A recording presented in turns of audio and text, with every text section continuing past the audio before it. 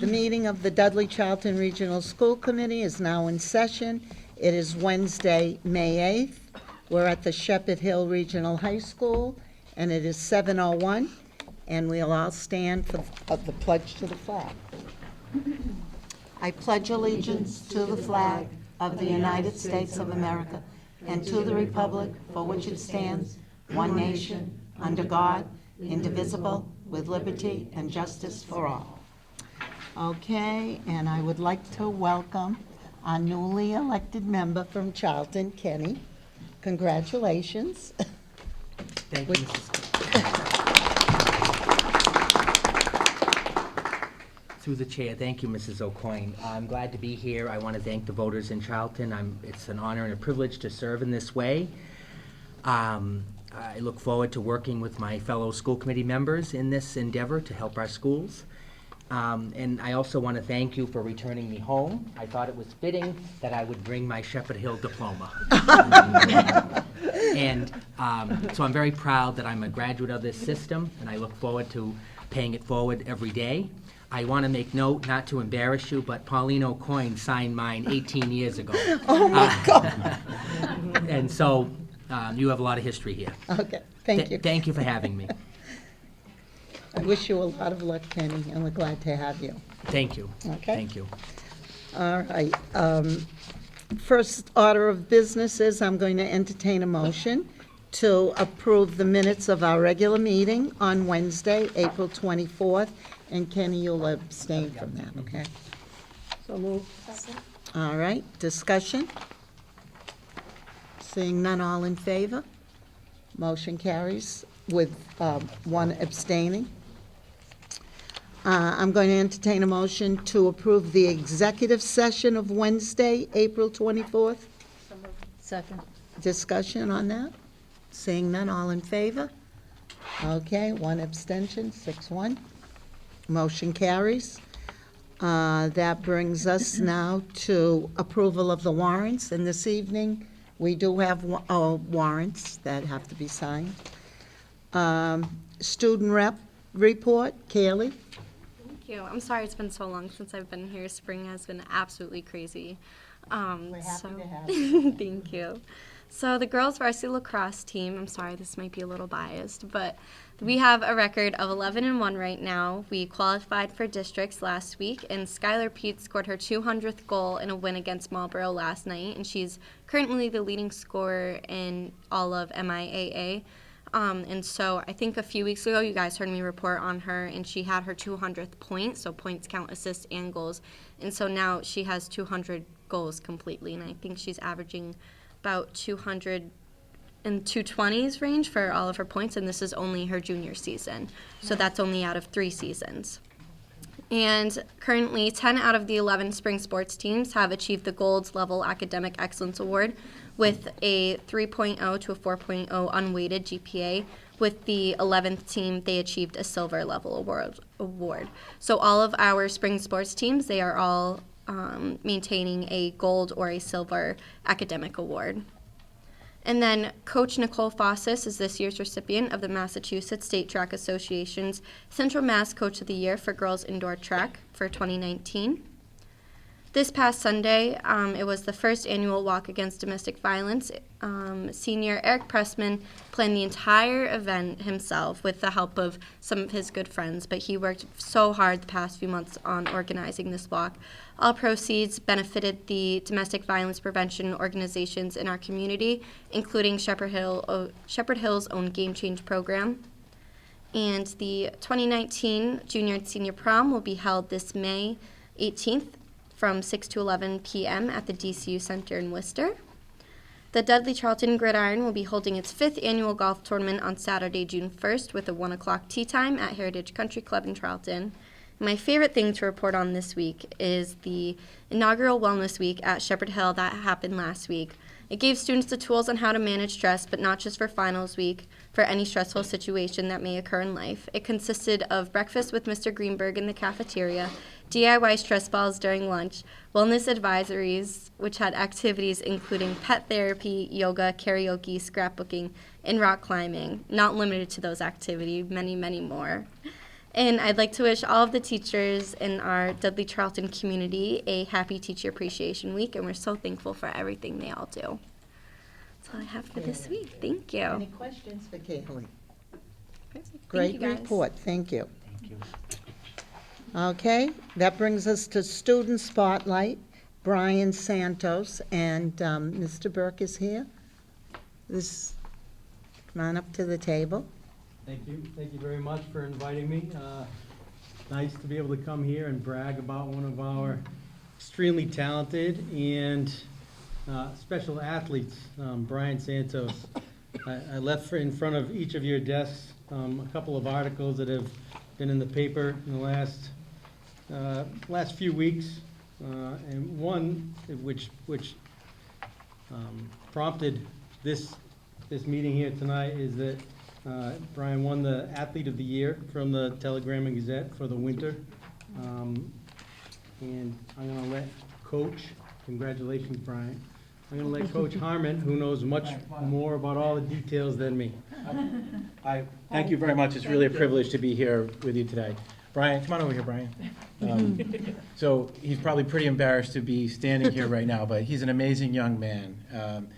The numbers that you see on the page may or may not mean much to you, but him running the 60-meter dash as a sprinter, he won the Milrose Games, which I don't know if you're a track fan, but the Milrose Games is one of the oldest and most prestigious track meets in the world for indoor track. International athletes come and run at it all the way down to junior level, and Brian won the 60-meter dash at that event. What an incredible honor. An incredible performance by Brian. His performance it was a 6.79, was not only a state record for the state of Massachusetts, the fastest scholastic time for 60 meters, but it was also a New England record. Nobody in the New England states has ever run faster than Brian in the 60-meter dash. Congratulations. Yeah, Brian. that's wonderful.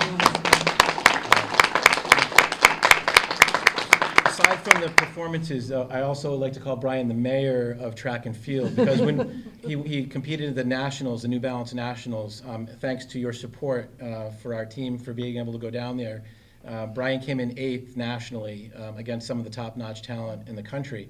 But it wasn't the performance that was the most special thing. Everywhere we went, Brian was introducing me to people that he had just met, like they had been friends for years. And so it was college coaches and it was other athletes from other teams. So the reflection of Brian as an athlete is one thing, but as a human and as a student and as a representative of Shepherd Hill Regional High School is absolutely outstanding. And I couldn't be more proud to be Brian's coach. And lastly, Brian's parents are incredibly supportive. They're here tonight to support him. Been at every meet, every activity, have driven and incredible support, and I'm grateful for their support all year long. Thank you for your time. Any questions for Brian? No, but we're proud to have him as a Dudley student, Dudley-Charlton student. Thank you very much. Thank you. Congratulations again.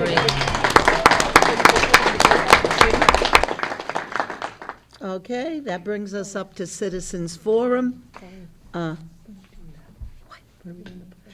Communications, okay?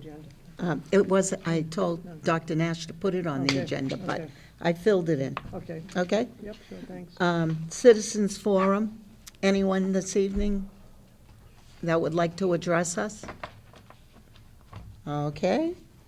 Communications, and before we start that, we have Fire Chief, and I hope I pronounce his name correctly, Knopf. Knopf, yes, very good. And Captain Dan Barton are here for a presentation. Rob Barton.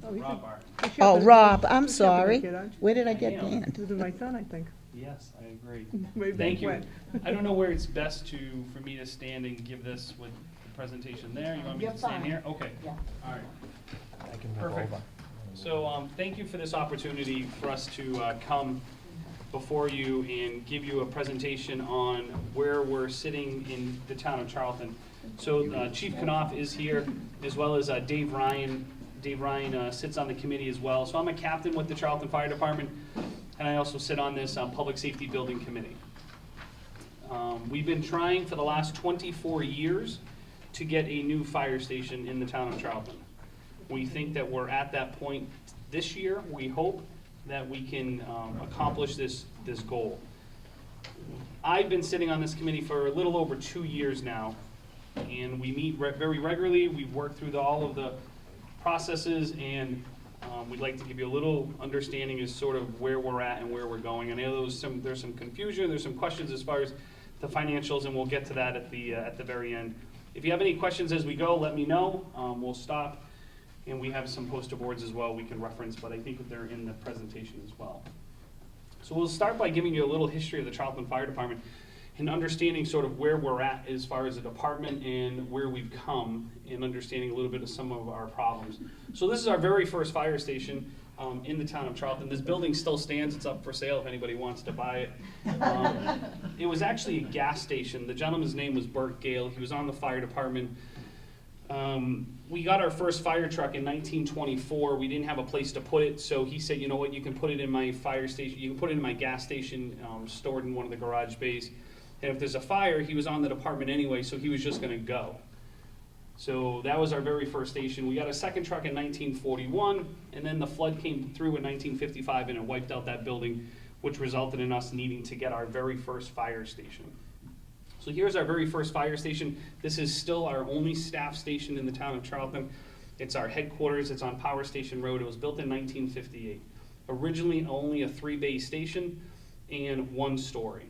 It was an all-volunteer fire department back then.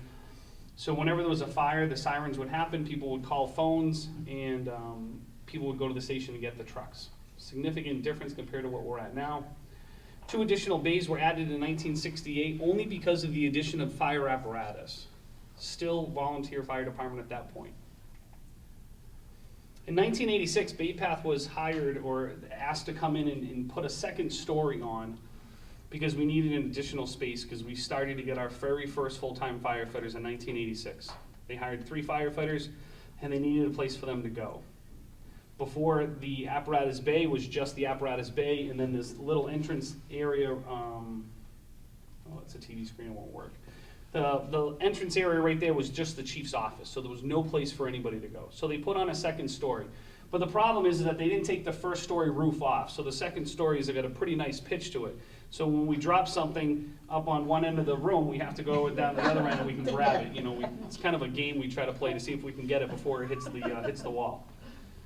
In 2009, there was a lot of ice dams that took place, and it resulted in a significant amount of water damage, resulted in black mold, and they had to come in and redo the entire process. We bring it up only because people who've been to the fire station and have come upstairs for some sort of civic event that we've had, they go, wow, the fire station looks kind of nice. And it does, because the 2nd floor was redone in 2009, 2010. So the 2nd floor is not that old. We have 2 fire engines that operate out of our headquarters. We have 2 ambulances, and we have a brush truck.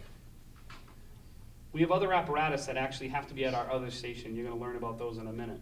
And the problem with this function that we have now is whenever there's a call for a response that requires one of those other vehicles, because this is our only staff station, we hop inside this Squad 1, which is just a Ford Expedition, and we have to respond through town up to the other station to get the other apparatus. It's just causing this delayed response. This is headquarters still. We don't own these parking spaces. All of that dirt that you see right there, that's actually on leased land. We pay the gentleman that owns that 3-decker right behind the parking spaces, we pay him a sum of money every year, and he allows us to park our cars there. We only have 4 parking spaces that are actually town-owned. Everything else we pay for. So this is the space problem that we have in these yellow hoses that you see hanging down. Those are for the vehicle exhaust system to remove the carcinogens from the exhaust. But we have problems getting dressed. If one firefighter was getting dressed where this gentleman on the right side was, and another firefighter's gear is just beyond him, we have to create this little dance that we have to do. It's not a very good dance. I took dance in college. It was a requirement, but it's okay. So we have to get around each other, so there's not a lot of space. We can't open up compartment doors. We've just run out of complete space. The fire trucks keep getting bigger and bigger. This is the washing system, the washer dryer that we have here in the fire department. That's on the left photo, that's the actual washer dryer. Just a regular household washer dryer that you have probably at your homes. and that's required to wash our turnout gear. Just today, we had a structure fire. We had a fire at someone's house on Osgood Road. We came back to the fire station, and our gear is contaminated with all the cancer-causing agents that I'm sure you've read about or heard about in the news. We only have one machine. It can only take one set of gear at a time, and it's actually not even washing our gear completely. Our gear comes out of the wash. We air dry it because we can't put it through the dryer because that's a heat dryer. Heat dryers deteriorate the gear, so we have to air dry our gear. And the minute we go somewhere where our gear gets heated back up again, all we can do is smell the smoke and soot on our gear because it's actually not even getting cleaned. It's not the appropriate machine. The machine on the right is the appropriate machine. It's called an extractor. It draws the water through the fabric at such a high rate of speed that it pulls all the contaminants out. Well, why don't we have one of those? We have no place to put it. That's the only reason why we don't have one of those. We literally have no space to place that machine, so we have to use these machines on the left, and we are sort of on borrowed time a little bit. So this is our Station 2. This is up on North Main Street. It was built in 1929 as a highway barn. We started taking it over in 1970, and we eventually took it all over. So this is actually that building now. It's falling down. It's not a staff station. It has 4 garage doors, and that's it. 4 garage doors that holds 5 apparatus. Our boat, the only boat that we have in the town of Charlton, is tucked behind the T6 door and the E5 door. It's actually parked sideways behind 2 apparatuses. So when we get a response to one of our bodies of water, we have to take both of those trucks out, and we have to wiggle that boat out of one of those bays in order to hook it up and respond. Whether it's a drowning, whether it's a boat accident, we've had, since I've been there, we've had a boat fire down on South Charlton Reservoir. There's just a delayed response that we have. We have water that accumulates in that building just about every day. We have 2 sump pumps that work in that building all the time, and the 2 sump pumps can't keep up with the water problem. They invested a ton of money a few years ago to improve the perimeter drain around there, and we still can't keep up. We push out about 6 inches of water every day. As you can imagine, it's not good for our fire trucks to sit on top of water with that moisture. It rots out our trucks. We have an exorbitant amount of maintenance that has to get done in replacing exhaust systems every 3 years just because they're getting rotted out. Some people say, why can't you just put a coat of paint on that, right? Coat of paint holds everything together. Well, we're at the point now where we're waiting for the big windstorm to come through, and it's actually going to take that building down. The town of Charlton actually had to get a plan in place, and we have one in place, where in the event that this building falls down, we have a place to store our 5 apparatuses in a commercial structure down on the industrial park on Route 20. And that's the plan that they put in place until we hopefully can get a new station. So behind this station, if you remember, how many people are actually from Charlton? I know there's, oh wow, there's actually quite a few people from Charlton. Nice. All right. So behind this, if you remember, was the old highway barn. And it was a Quonset hut. Well, the highway department got a new building about 7 years ago, 8 years ago, I think. So there was a Quonset hut. When they took down the Quonset hut, they took down the bathroom and the sink. So there's no bathroom and there's no sink up there. So firefighters go up there and they have to perform certain maintenance on the apparatus every single day. So in the event that one of them needs to use the bathroom, we drive really fast back to our headquarters to use the bathroom. Or, if you want, you can go out back and you can use a state-of-the-art potty. Yeah. So this porta potty actually had to be installed because when they took down the Quonset hut and they removed the bathroom, there's a town bylaw that says all town buildings have to have a bathroom. So this is how we got around it. They said, fine, we'll give you a bathroom. It's not so bad this time of year. It is a little difficult in January. There's an ice pick up there that we have to use. So yeah, there's our bathroom for Station 2. These trailers are stored out back. These are regional response trailers that we use for a variety of reasons. One of them is just ours, that last trailer, that's a hazardous materials response trailer. So in the event that we have a large diesel spill, we can call for that trailer to come to the scene and it'll help mitigate it to prevent damage to the environment. One of them is a DPH trailer, which is an emergency medication dispensary trailer. There's also a shelter trailer there. And then there's a Citizens Emergency Response Team trailer as well. And then lastly, there's a Technical Rescue Team trailer.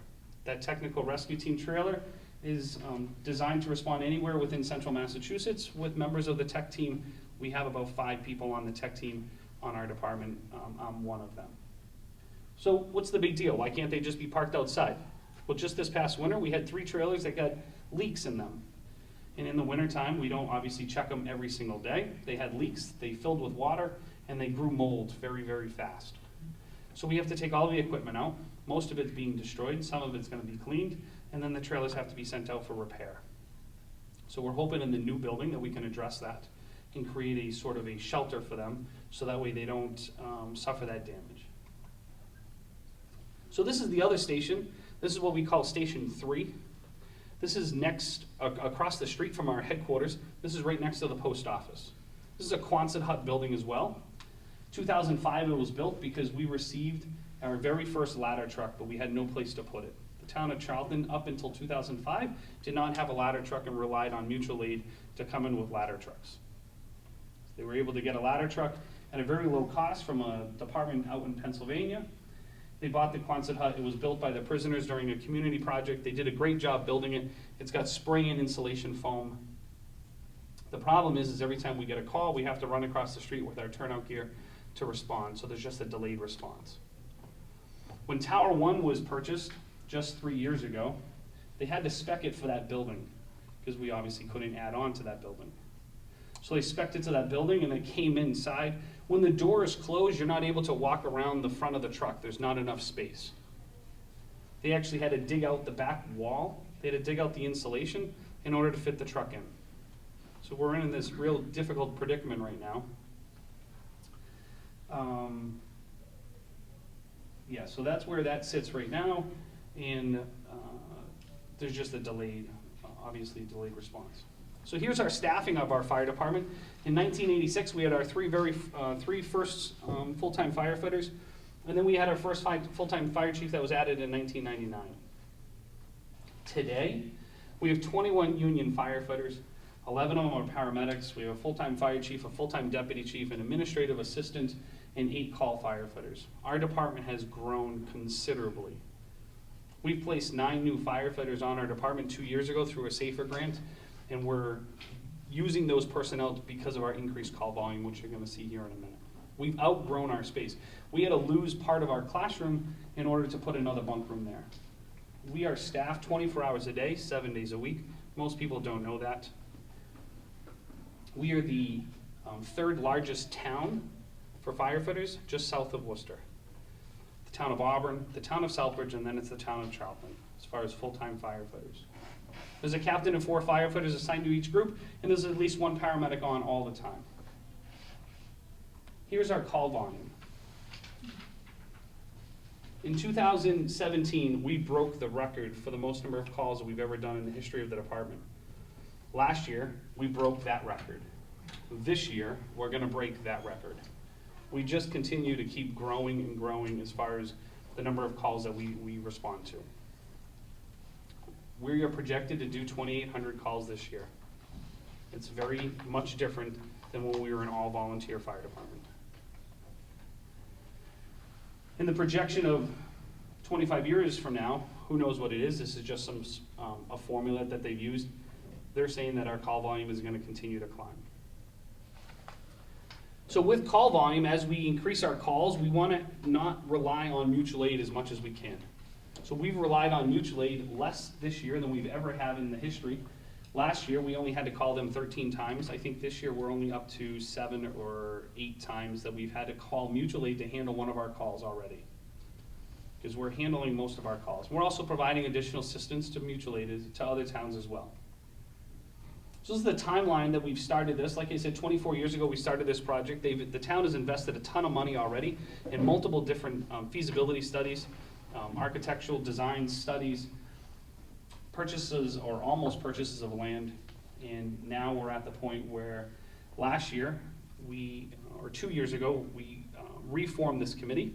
Last year they purchased the land, we hired the OPM, we hired the architect, and now we're at the point of going to the May town meeting for money to buy or to finish the build. So this is a little bit of history about the Charlton Police Department. They themselves have grown exponentially as well.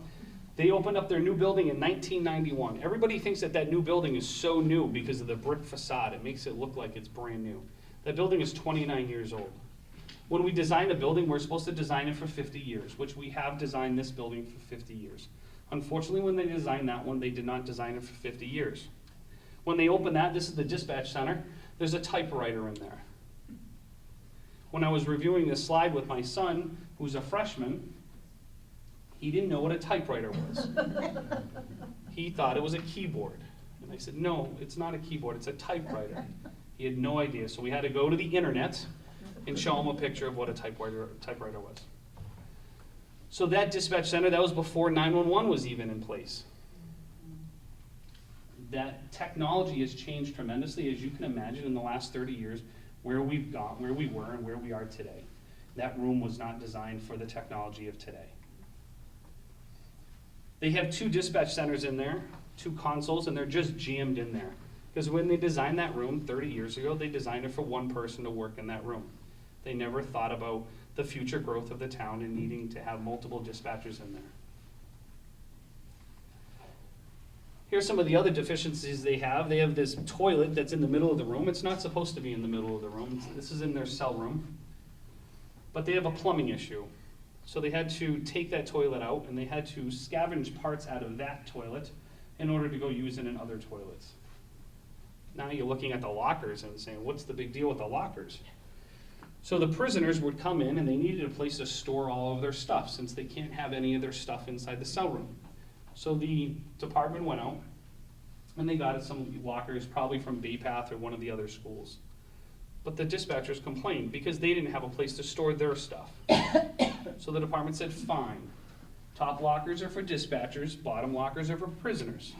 So they share their lockers with the prisoners because there's no other place for them to put their stuff. Here's the other problem that they have here is in the lobby. If you've ever been into the Charlton Police Department lobby, you probably didn't really notice what's the big deal with their current design.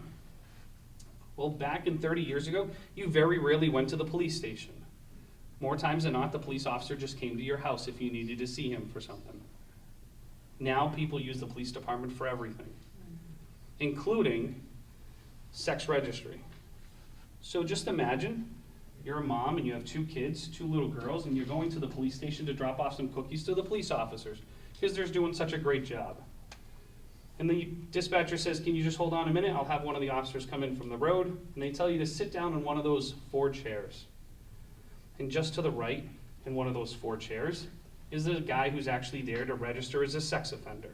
And you have no idea that that's what you're sitting down next to, because there's no way to separate in that current lobby. We fixed that in this new building. There's no bathroom in here as well. Someone comes into the police station and they want to speak to an officer, and while they're waiting, they say, hey, can I use a bathroom? There's no bathroom for them, because the only bathroom was on the other side of the locked doors. And you can imagine, you guys all seem to be very nice people, so I would most likely let every one of you in. However, there's a lot of people that they probably don't want to let inside to their police station, because once they get on the other side of the locked doors, they can go wherever they want. And we've addressed that in our new building. They can only process 1 prisoner at a time, so what do when they arrest multiple people? They leave the other ones sitting in the cruiser. They park the cruiser inside the garage, and they leave them sitting in the cruiser until they can actually get space open, and they can process more than 1 in the new building. This is their staffing difference. They went from 1 police chief, 3 sergeants, and 8 patrol officers, to now they have a police chief, a lieutenant, 4 sergeants, 14 officers, 4 full-time dispatchers, and 16 auxiliary dispatchers. They also have members of their police department that are on multiple different teams as well, same as the fire department, we're on multiple different teams. So, hopefully you can see that there's a need to replace this building. A little over 2 years ago, we were asked to reform the fire station study committee. And about 6 months into that, they said we should probably start looking at a Charlton public safety facility. We're at the point now where if we would have built a fire station, that the town of Charlton would have to start looking to replace the police station in a very short period of time, probably within the next 5 years. And financially speaking, it didn't really make much sense. So why not build 1 building? And we can eliminate those 3 fire stations that I talked about, including the police station. We can eliminate all 4 buildings, and we can combine us all into 1 big building. So we went out and hired a great team. We hired Tecton Architects to design the building for us. and they actually sub it out with Pacheco Ross Architects. Tecton does police stations, Pacheco Ross does fire stations. Great team for architects. And then we hired an OPM, Vertex Engineering, and they've been helping us through the process as well. I've never built a fire station, I've never built a public safety complex. I barely built my house. So we needed to bring in a bunch of people to help us with this process. So what do? We went out and looked for sites. For the people that live in Charlton, you may be thinking, why did we choose this site?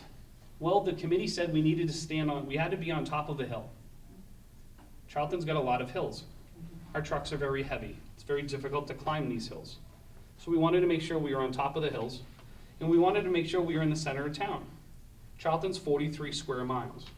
There's parts of town, Mrs. Desto knows, that it takes us about 13 minutes to get to their house. 13 minutes is a long time for a full-time staff department. So we needed to be in the center of the department in order to go to the outside of the areas of the town as quickly as possible. So we looked at about 6 different sites. And the site that we chose is right across from the Masonic home, just to the left of the current police station. 19.3 acres of land was there. It's not all usable, we understand that, there's some wetlands. But 19.3 acres of land, we approached the Overlook with our problem, and the Overlook said, we'll sell it to you for $179,000 on one contingency, that you have to put a fire station or a public safety complex there. They're pretty smart. They didn't want just anything to end up there. We'll sell it to you for a really good deal.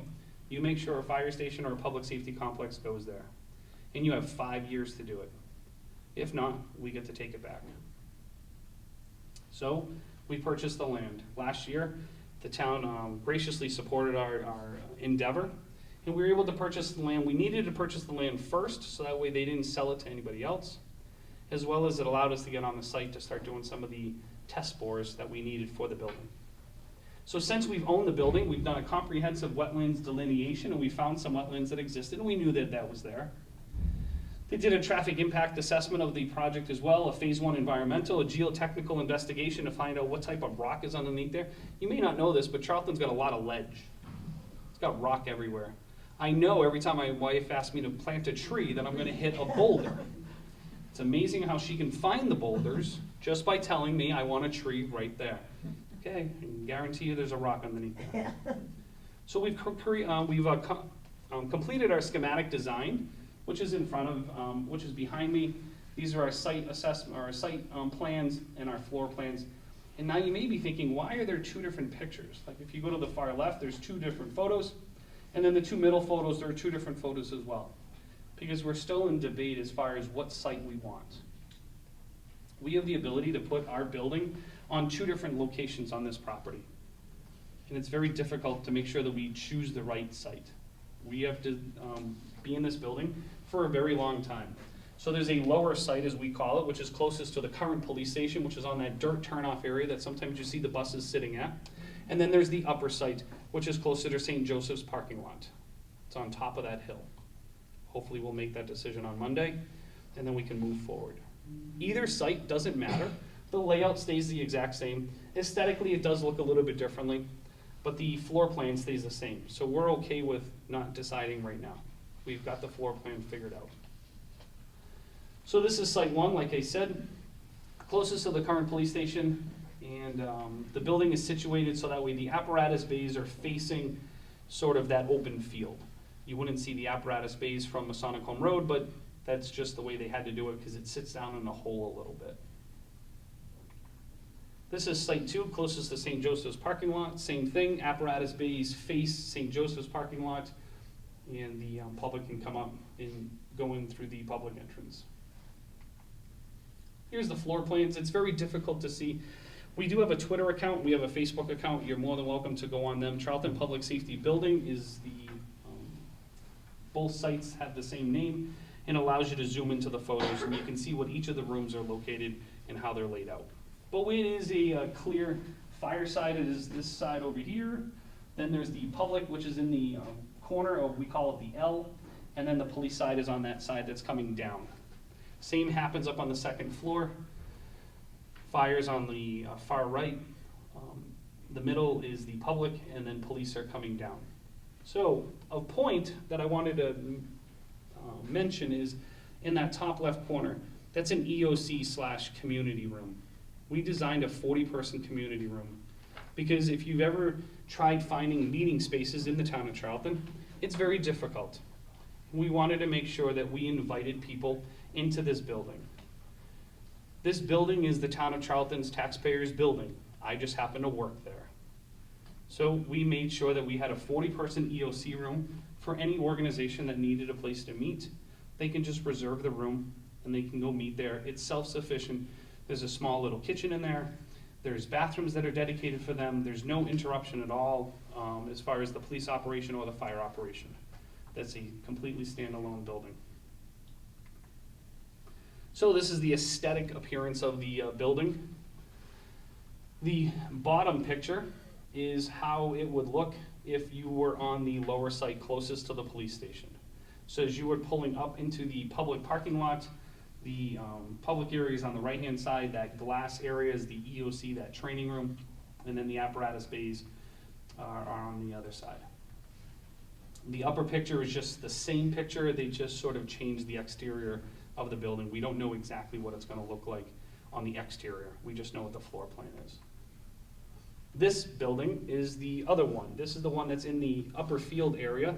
And as you drive up the driveway, you will approach the building, and the first thing you see is that EOC room in the corner, or that community room, that community training room. And then the apparatus bays continue further down the building. Both sites have pros and cons, and we're working through them. If you polled all 8 members of our committee, I think you're going to get probably 4 for one site and 4 for the other site. So we definitely got to figure this out because there are pros and cons to both. So these are just some different photos of the way that the building could look. And we want to make it so that way there has that Charlton country feel. And if I back up just a slide, the architect didn't do this on purpose, but one of the committee members noticed really quickly that if you look at this, it actually gives the appearance of the Charlton farm. The Charlton farmhouse is in the middle of the building, and what that farmer did is he added a barn to the left of the building and he added a barn to the right of the building. And we thought that that was actually a pretty neat thing that they did. So we're trying to keep that feel for the building so that way it doesn't make it look like this really gaudy looking building in our country town that we think we have still. Our town is growing very fast, and we got to try to keep up with it, but yet keep our heritage in place. So these are just the different renderings as far as the what the building could potentially look like. So somebody always asks, what's going to happen to the existing buildings? It's a good question. Our headquarters is going to get paid off or sold off. They're going to take that money from the sale of the property, and they're going to put it towards the debt to try to pay this building off a little bit quicker. This building is designed for a 30-year note. Obviously, they don't want to take it 30 years. They want to pay it off as fast as they can. Our Station 2, they're going to do nothing. They're going to wait for the windstorm to come through, and they're going to blow it down, and then they're going to pave it. It's just going to be a municipal parking lot. Our Station 3, which is the houses our tower truck right now, it's on leased land. We don't own that land. We pay a lease fee to the resident to the right of that building.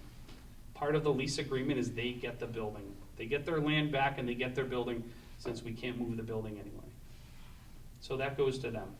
And then the police station. Everybody wants to know what's going to happen to this police station. Well, this police station is intended to be used as part of the town still. There's a couple different ideas. They haven't decided exactly, nor are we in this project supposed to decide what they're going to do with that. But there's one idea of a senior center right across from the Overlook Community Center, right across from Overlook Health.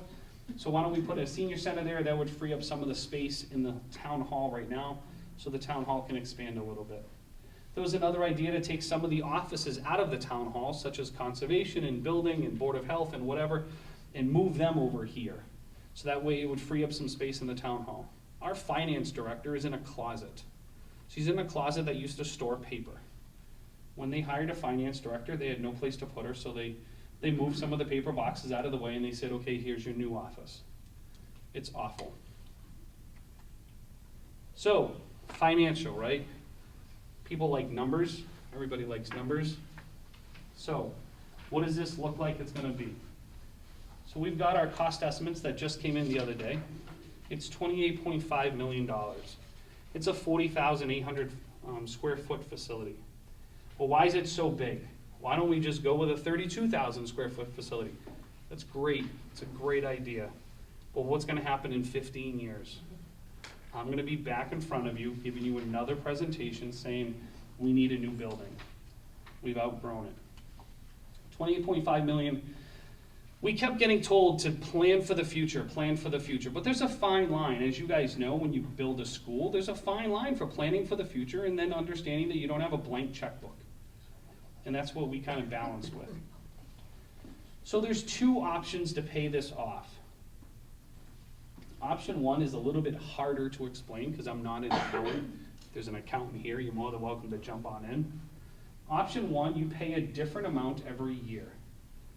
You save yourself a ton of money that way, but you just pay a higher amount at the beginning and you pay a lower amount at the end. So initially in year FY21, which would be year one, it's $1.18 is our tax rate. Oh, I'm sorry, 28.5 million. It's 96 cents per thousand is what it comes out to be. So that's what they're saying is our, is what the fee would be, 96,000 per thousand for the average home of $281,000. So if you own a house higher than that, obviously it'll be a little bit higher. That's worst case scenario. Meaning, we have some debt that's coming off by the time we have to make our first payment on this. So by the time we have to make our first payment on this, there's 76 cents of that 96 coming off.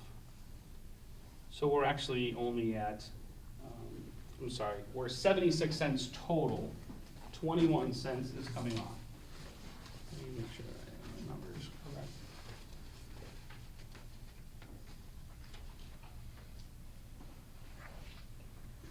So there's 6 cents coming off for the fire truck, there's 15 cents coming off for the library, and then there's 14 cents coming off for the highway facility. So one of the questions that I was asked is, well, what about the school money that's coming off? Because obviously I understand the school needs money for improvements. I, too, graduated from Shepherd Hill. I graduated in 1994. I love this school district. There's nothing I was more proud of before when I used to be able to say that Shepherd Hill was one of the top schools in the state. Unfortunately, it's not that way anymore, not because of the teachers, but because of the amount of money that we invest into it. So I want to make sure that the school department isn't getting, we'll use the word robbed. So I approached my finance director and I said, hey, tell me about the school money that's coming off. 28 cents on the tax rate came off because of the middle school project in the town of Charlton. It's come off and it hasn't been used at all. It's not intended to be used at all for our project. They didn't want to use all of the debt exclusion for us because they know that there's other things coming down the road. So as this project continues to move forward, we're very cognizant of the other things that may be happening in town. We want to make sure that everybody can get their projects completed. This project, unfortunately, in our opinion, now's the time. If we wait any longer, we're just going to be in a bigger problem. The cost of this building has gone up 5 times from when they tried replacing it 24 years ago. They had a price tag of $5.1 million, and the town voted it down. Not enough money. Well, 24 years later, we now have a price tag of $28.5 million. It's just, it is what it is. It's just the numbers. So that's what, like I said, we were using as the fire truck, the library, and the highway facility. We made sure that we weren't taking all of the debt exclusion and putting it towards this. It's not what we want to do at all. So this is what we have coming up. We have tonight's meeting with you guys. Thank you again for allowing us to come. We have an information session that we've been holding last Thursday, tomorrow, and next Thursday. We want the public to come and get informed on this project instead of being informed on the town meeting floor on May 20th. We're trying to get people to understand as much as they can on this project. Unfortunately, we didn't have a very good showing last week. We had one person from the town show up. And that person says, you don't even need to give the presentation, I'm just voting for it anyway.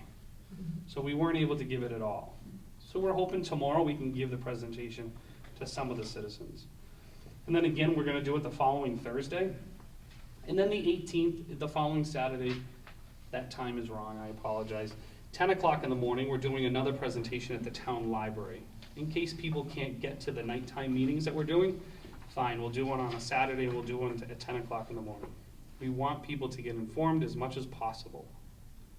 And then obviously town floor vote on May 20th at 7 o'clock. Article 16 is our article.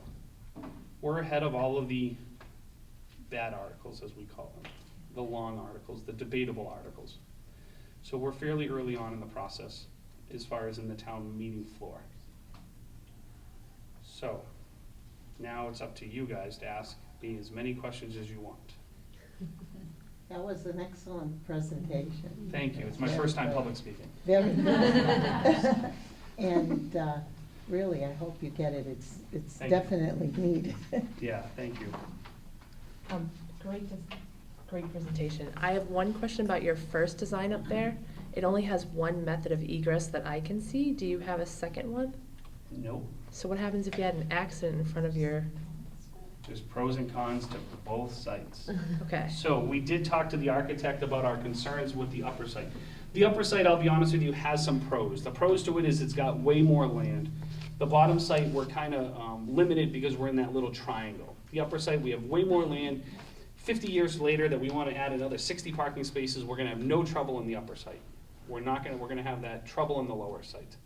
We have 110 parking spaces in both sites as it sits right now. The lower site has 3 entrances, a dedicated police entrance, dedicated fire entrance, and a dedicated public entrance, as well as exits.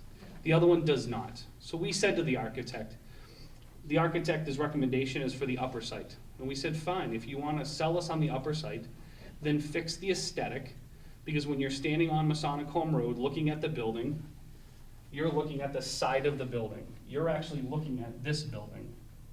This is if you were looking coming down the hill. So don't make me look at a side of a building. That doesn't look like a fire station to me when I'm looking at the side.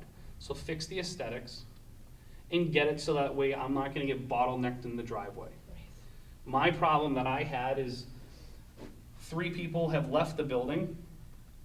They've driven down the driveway and they're stopped at the stop sign waiting to take a left or a right. And I wanna come down with my fire truck to go on a response. At the same time, someone's trying to come inside the driveway as well. So they are working on that solution as we speak. But that is a concern that we have as well. Any other questions? Thank you for coming in. Yeah. No problem. That was very No, great, no, excellent. thank you for having us. So I know you guys have a very tight agenda, so we definitely appreciate this opportunity. If anybody has any questions, again, there's the information sessions that they're more than welcome to come to and ask. Sometimes people don't like to ask questions in sort of in a negative fashion at those information sessions. They can send them via anything. Send them via pigeon. They can post it on the internet. They can post it on the site. I respond to those to the people's questions very quickly on the site. I just want to get all the questions answered now before on the town meeting floor. But again, thank you for your time. And thank you. Appreciate it. Still on communications, and I have one this evening. How about members first? Anybody have I any? do. Okay, Kenny? Go ahead. Sure. I was at the Dudley-Charlton Regional Art Show on Friday night. It was outstanding. Just wanted to say congrats to the entire district for all the artwork throughout the high school and the gym and everything. It was really great to see. Had a great time. I have the program here for the committee. If people want to take a look at it, I can pass it around. Secondly, on Sunday, my son Cameron and I went to the Mary Poppins Junior at Charlton Middle School. Outstanding performance by the students. It was great to see them, and my congrats go to Mrs. Bouchier and Mrs. Potter. What a team, what a performance. I really, at one point during the show, I really thought the Let's Go Fly a Kite scene, I really thought the kite was going to fly right away. It was outstanding. So congrats to both events. Thank you. Thank you, Kenny. Yep. And how about anyone else? No? And Rich, you said you had something? Yeah, a couple of things from Dr. Nash.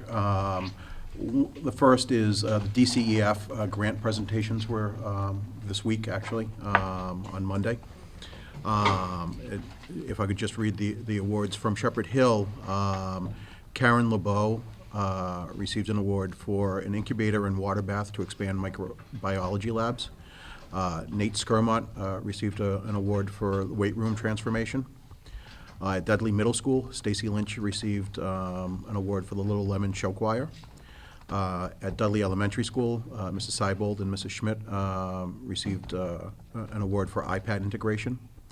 At Charlton Middle School, Christy Darkangelo received an award for the Grizzly Store, which is the school store. At Heritage Elementary, T. O'Donnell and R. Montville received an award for Legos, We Do. And Pat Walsh Houghton received an award for mindfulness and yoga parent and child programs. And at Charlton Elementary School, Brooke Beverly and Laurie Pacheco received an award for innovative iPad integration. The Dudley-Charlton Education Foundation does a lot of work for the district, and you know, this is a good opportunity to thank them for their work and recognize them as well. Thank you so much. And usually Kathy and I, and any other member is invited too. We usually go to that, but for the past 2 years, they haven't Haven't informed invited us. They haven't. Nothing personal, I'm sure. You'll have to make a note of it so Yeah, we used to you always can go to tell all the us schools and follow Yeah. them. Actually, I'm friends with a lot of them on that, so I will let them know to include Yeah, me. yeah, the last 2 times. yeah, we haven't because invited. we've always been invited, but the last 2 years, We'll make sure that Mr. LaMarche is aware yeah, of the protocol. yeah, That's right. yeah. But Thank that's you. first on the agenda. So important. And then one last thing, there were 2 Dudley Middle School students who have been recognized as middle-level scholar leaders. They are Maria Pisarchik and Gregory Winans from Dudley Middle School. Good. So thank you. And then I have an invitation, and it was addressed to me and the school committee. And it's a retirement party on June 14th, and it's at the Inn at Woodstock Hill. And there are 2 teachers from the Dudley Middle School that are retiring, Nancy Sage and Lisa Samko. So I'll send it around. I thought this was really nice. And there's a little envelope. And if you're interested in going, just call Sandy and she'll make the arrangements. Thought that was a nice invitation. It's nice. And the writing too was nice on the envelope. So, any other communications before we go on? I have one. Okay. I went to the Dudley Little League opening day, and Miss Jen Desto did a beautiful first pitch in with her, and they also had her husband, Greg, do one as well, so it was great. Oh. Good. Yeah. Anyone else? Okay, then we'll go to, well, superintendent's report, evidently we'll just table that because she's not here this evening. And that'll take us to new business, FY 2020 budget update, and I think that will be Rich. Thank you very much. Just a update for the committee. We did have a meeting with Mrs. Deb Noble from the Board of Selectmen in Charlton last Friday. She had listened to what Dr. Nash and I had to say regarding the override question, as well as, you know, that $37,000 that the assessment is up in Charlton, but down in Dudley.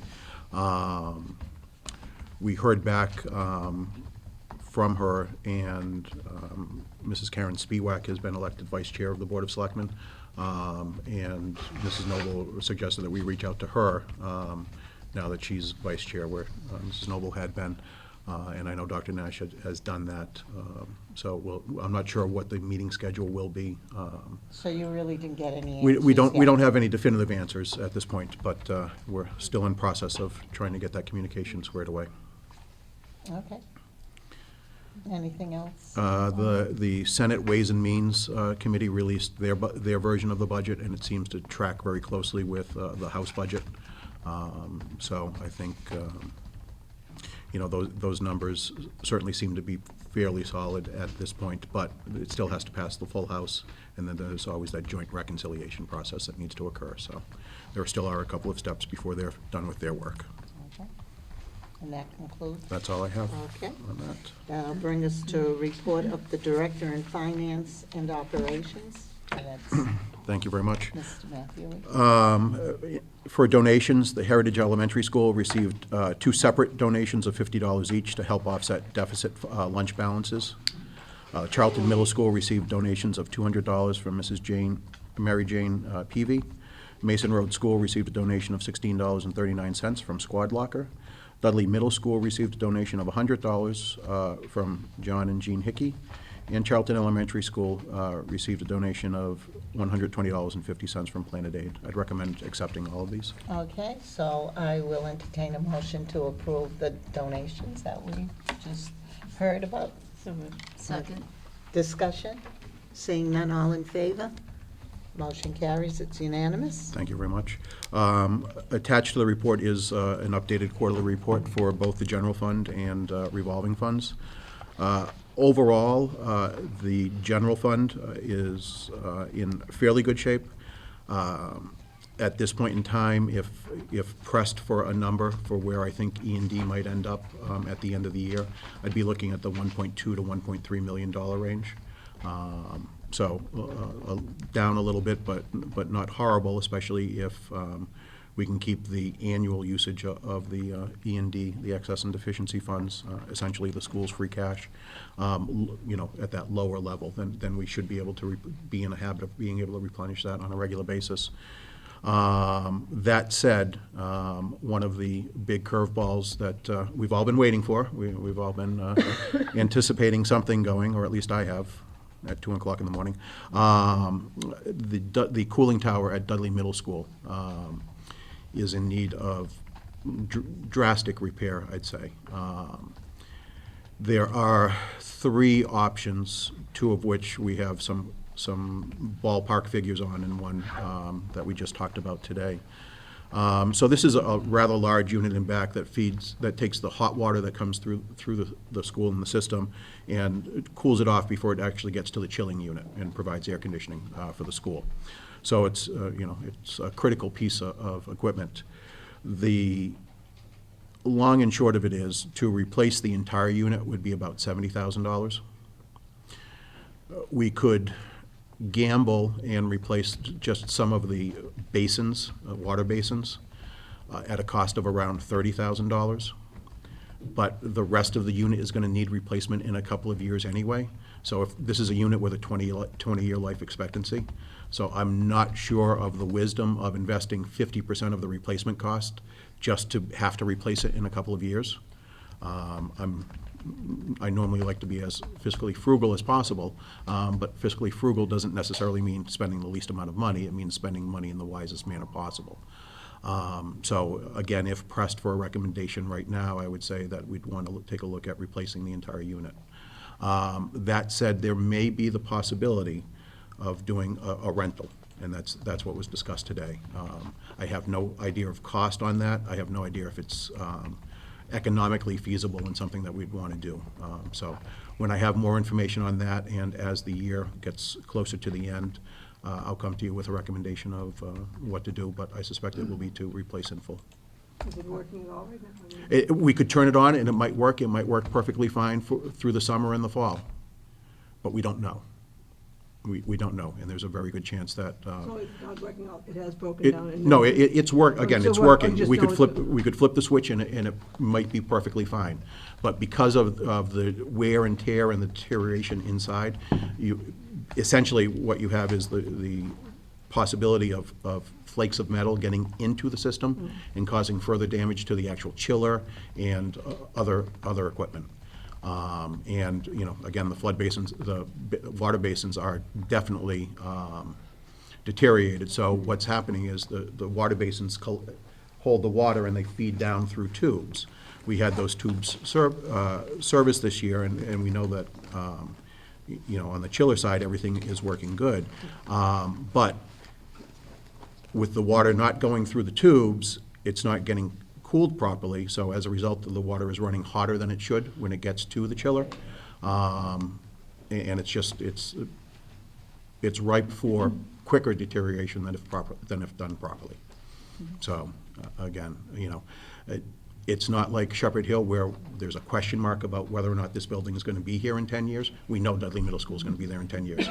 So I have no problem making that large investment, even though it couldn't come at a more challenging time, although I'm sure there are more challenging times ahead for us. How old is the cooling tower? It's original with the school, so 20 years. It's, 20 years, yeah, and so the it's life expectancy of 20 it? years. Yeah, so it's done its job. It doesn't owe us any money, so to speak. It's just unfortunate that, you know, we couldn't absolutely guarantee that we could hang on for another year or year and a half or so, or do some sort of inexpensive Band-Aid that could buy us that time. But again, the rental might be able to do that for us, so we'll see. I have a question. Is the same situation at Charlton Middle School? It's not quite, it's not the same situation in terms of the perforated water basins. So the need to replace the entire thing is not there yet at Charlton. It's a different system. It's the same sort of system. Okay. It's just, it's not deteriorated quite as much. So we suspect that will be able to hold on a little bit longer. Okay, thank you. Any other questions? In terms of the facility study process, school committee had asked that I outline the process a little bit further based on our previous conversation. So I've done that. Essentially, what we would be doing is, rather than issuing an invitation for bid, we'd be requesting proposals. We'd put out a request for proposals. And as a result of that, you're allowed to use evaluation criteria. You have to publish that evaluation criteria in the request for proposal so that companies know exactly what you're looking for. But by using that evaluation criteria, you're not necessarily tied to the lowest price bid. You're looking for the most advantageous bid. If and when school committee, the money is in the budget, as everybody is aware, if and when school committee votes to proceed with the project, I would be looking for 2 members of school committee to work with me in terms of creating the evaluation tool and then actually evaluating the firms that come in. But that's a little bit down the road. Okay. All right. I don't know if anybody has any questions on that whole process as I spelled it out there. No. Okay, well, that's all I have. And thank you, Rich, for the quarterly reports. They were very, Yeah,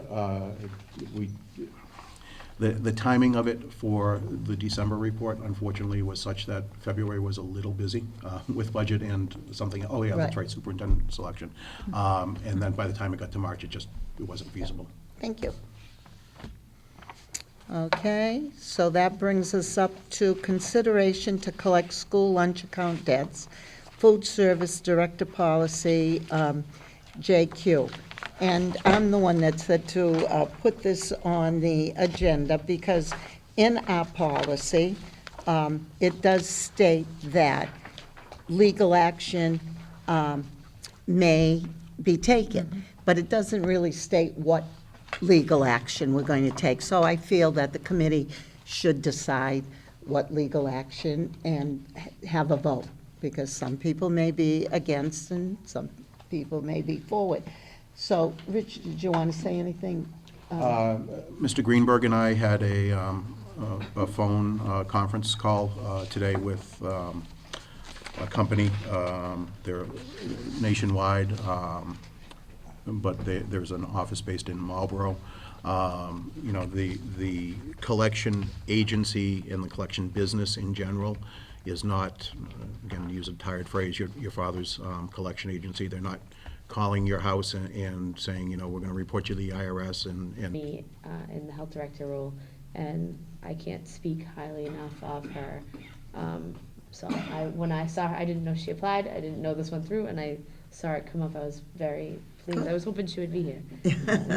she did mention your name during the interviews, and we didn't hold it against her. In spite of the fact. In spite of the fact. I have two questions. What exactly are her work hours? What did Mindy actually work? It's about 1 day per week, and, you know, we want to provide flexibility. Mhm, but it's about 8 So, hours. you know, it could be 1 8-hour day, it could be 2 4-hour shifts, all depends on what fits into her needs. Yeah. And we explained that we needed flexibility as well at times, you know, from her perspective. And what But didn't salary? Mindy come in more than once Sometimes a I- week? She would be in the office on Friday afternoons, Right. and she'd be looking at payroll and transferring money and those sorts of things on On off another- days. Yeah. Okay, she did come in on What's a day. the salary for this position? The current pay rate is just over 17,000. Is that what Mindy was making? Yes, So we're starting her on the same salary as yes, Mindy? that would be my recommendation. Does the committee agree to that? Personally, I can speak Yeah. directly to her Yeah. and her experience level. I think we would have a hard time finding another candidate with the level of experience that she brings forward.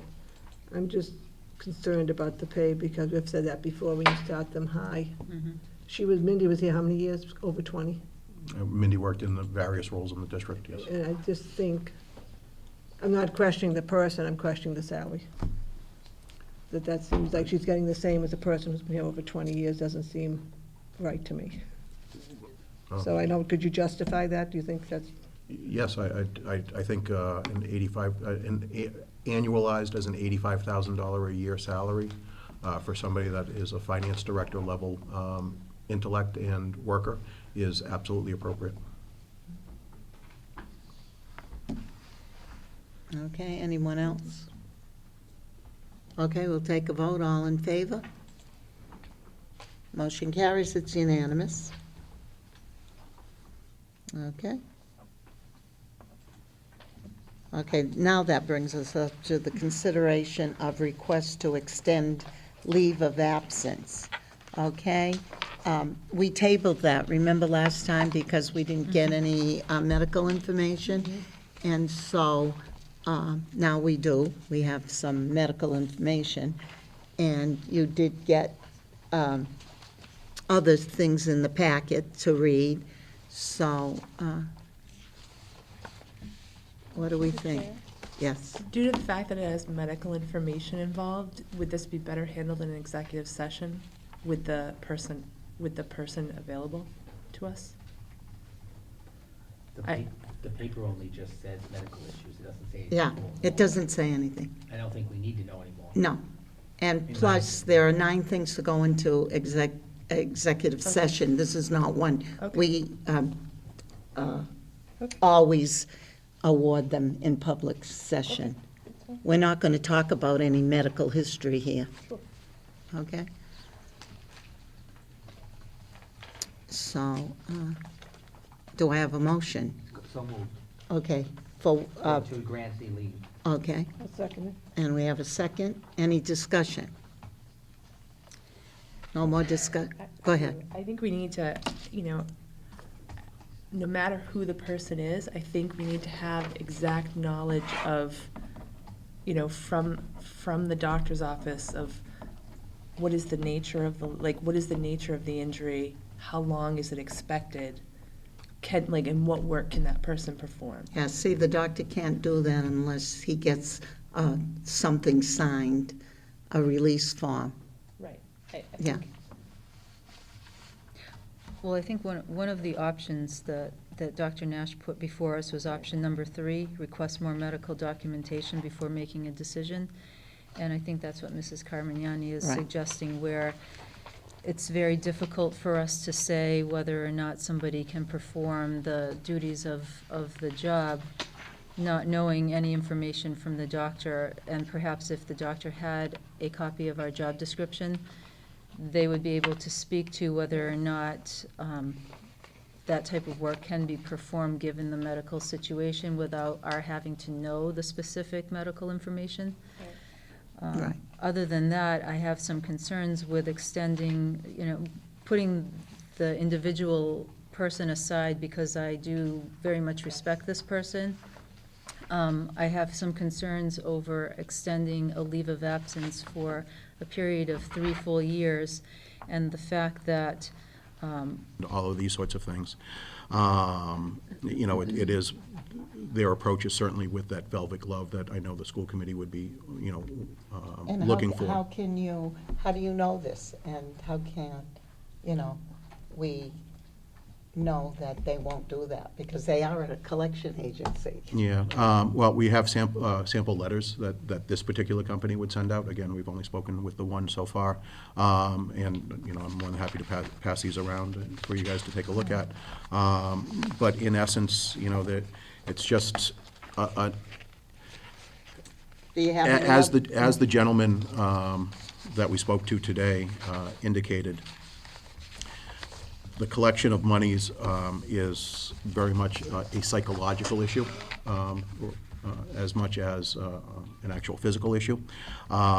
So by just including the phrase at the bottom of the letter, this has been sent to you by a collection agency, it gets people's attention, more so than just a simple letter from the district, And- or even a certified letter from the district, you know, where we send out 30 and, you know, more than half are returned undeliverable because people refuse to sign for them. Did you have any other ideas of what we could do instead of collection agency? Anything else? Unfortunately, if people have been unresponsive to the prompting of emails through my school bucks, through personal outreach from the food service director, from letters from the food service director, and then ultimately refusing to sign for certified letters because I suspect they know what is contained in those letters. I'm not sure what the next steps are. But have we been faithful in following this order, you know, with sending out letters? I believe we have. I mean, you know, as even last year, we talked about, Mrs. Reed, you indicated that you received the emails from my school bucks when your account was low.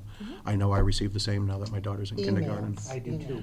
Mhm. I do too. You know, so there certainly is the notice that's going on. I know Mr. Greenberg has sent out a number of letters, and I actually took back a stack of certified letters the other day that were undeliverable. Now, this collection agency, do they charge a flat rate or is it a percent of what they collect? No, there's two tiers to this particular company, and again, we've only spoken with one, and I'm not suggesting that we go with them by default. Right. This particular company would charge a flat rate for their phase one, if you will, which is the sending of letters. They send up to, it's either 4 or 5 letters. The charge for that is $17 per account. So if we were to buy 100 slots, 100 accounts, that'd be obviously $1,700. That's compared to the $7 for sending a certified letter that we currently incur. So we almost cover half of it already by just, you know, not sending that certified letter. Sharon, what's the success rate of that?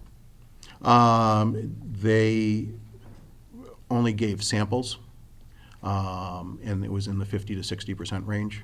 But again, this is simply one company. I'm not understand. by Just default wondering. going, you know, suggesting that we go to them. We want to explore others as well. Do we have an update since our last meeting, how much he's collected? Yeah, the outstanding debt right now for students is just shy of $25,000. So collections, you know, some schools have gone up, some schools have gone Yeah, down because we were at since last 29, month. we got 6,600, we should be lower, so they're still Mhm. not paying. Well, they're continuing to deficit charge. Yeah. And I just can't understand how it jumped from like, what was it the year before, 6,000 or No, something? 20,000. No, last year was about It was 20,000. about 6,000 5 or 6 years ago. The first year that this rule was implemented, where I reported it to the school committee, it was around $6,500 or so. Yeah. Yeah.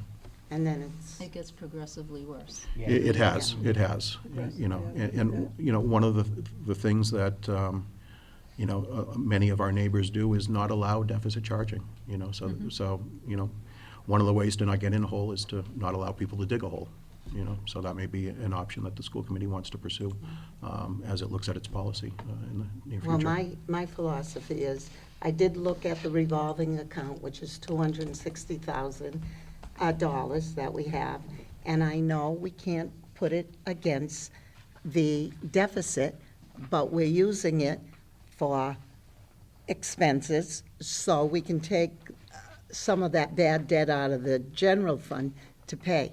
I don't feel that we're in the business of hiring a collection agency. for the kids' lunches. I think every child should be able to have lunch, and that's my philosophy, so I'm not going to vote for it, but I will entertain a motion. It puts us in an uncomfortable position with the substitute that is in place right now. If you look at option number 1 that was put before us, the substitute teacher has been in the long-term sub position for 2 years already, and after 3 years, that individual will automatically achieve professional teacher status and will be entitled to all the rights under the teacher's contract. So that's an expense to the district on top of the disability that we would be paying as well. So we need to consider all of that. Kathy? I don't think it's the person in question, because it's not, he shouldn't be judged because of what happens to the other person. If he's out sick, regardless of if the other person's going to get professional status, I don't think he should be penalized because he's out sick and the other person may get a job because of it. Do you understand what I'm saying? It's not his fault that he's sick or he's No. injured. So just because the other person will get professional status after 3 years, I don't think that's a reason why we should deny the leave of absence if we think he deserves it. I think it's I know it's a financial issue, but it's really 2 different issues. His medical issue has really nothing to do with who covers his class. I think it's 2 issues. I think we need to look at the whole picture. We have the issue of the disability, Right. the length of disability, the fact that it is not something that is normally done to have somebody approved for 3 full years of disability. The substitute teacher situation, impact fiscally to the district. There's multi-facets to this situation that we need to look at the whole picture, I think. And I'm not saying that you take out anything on anybody. I just think we need to look at the whole scenario. Can I ask a question? For option 2, grant the leave with restrictions, what would that be the restrictions on who's replacing him? What are the I guess I don't understand. What are the restrictions that we Sandy, for number 2? copy of I That's okay. I had actually. Where are you reading that? From the policy? No, from what we received for options. Oh, okay. I'm only just guessing, and maybe Ms. Adams can speak to this, but because the second sentence speaks specifically about the health insurance, I would think that was directing the conversation to the split of health insurance. Okay, option 2, grant, the leave with restriction, grant.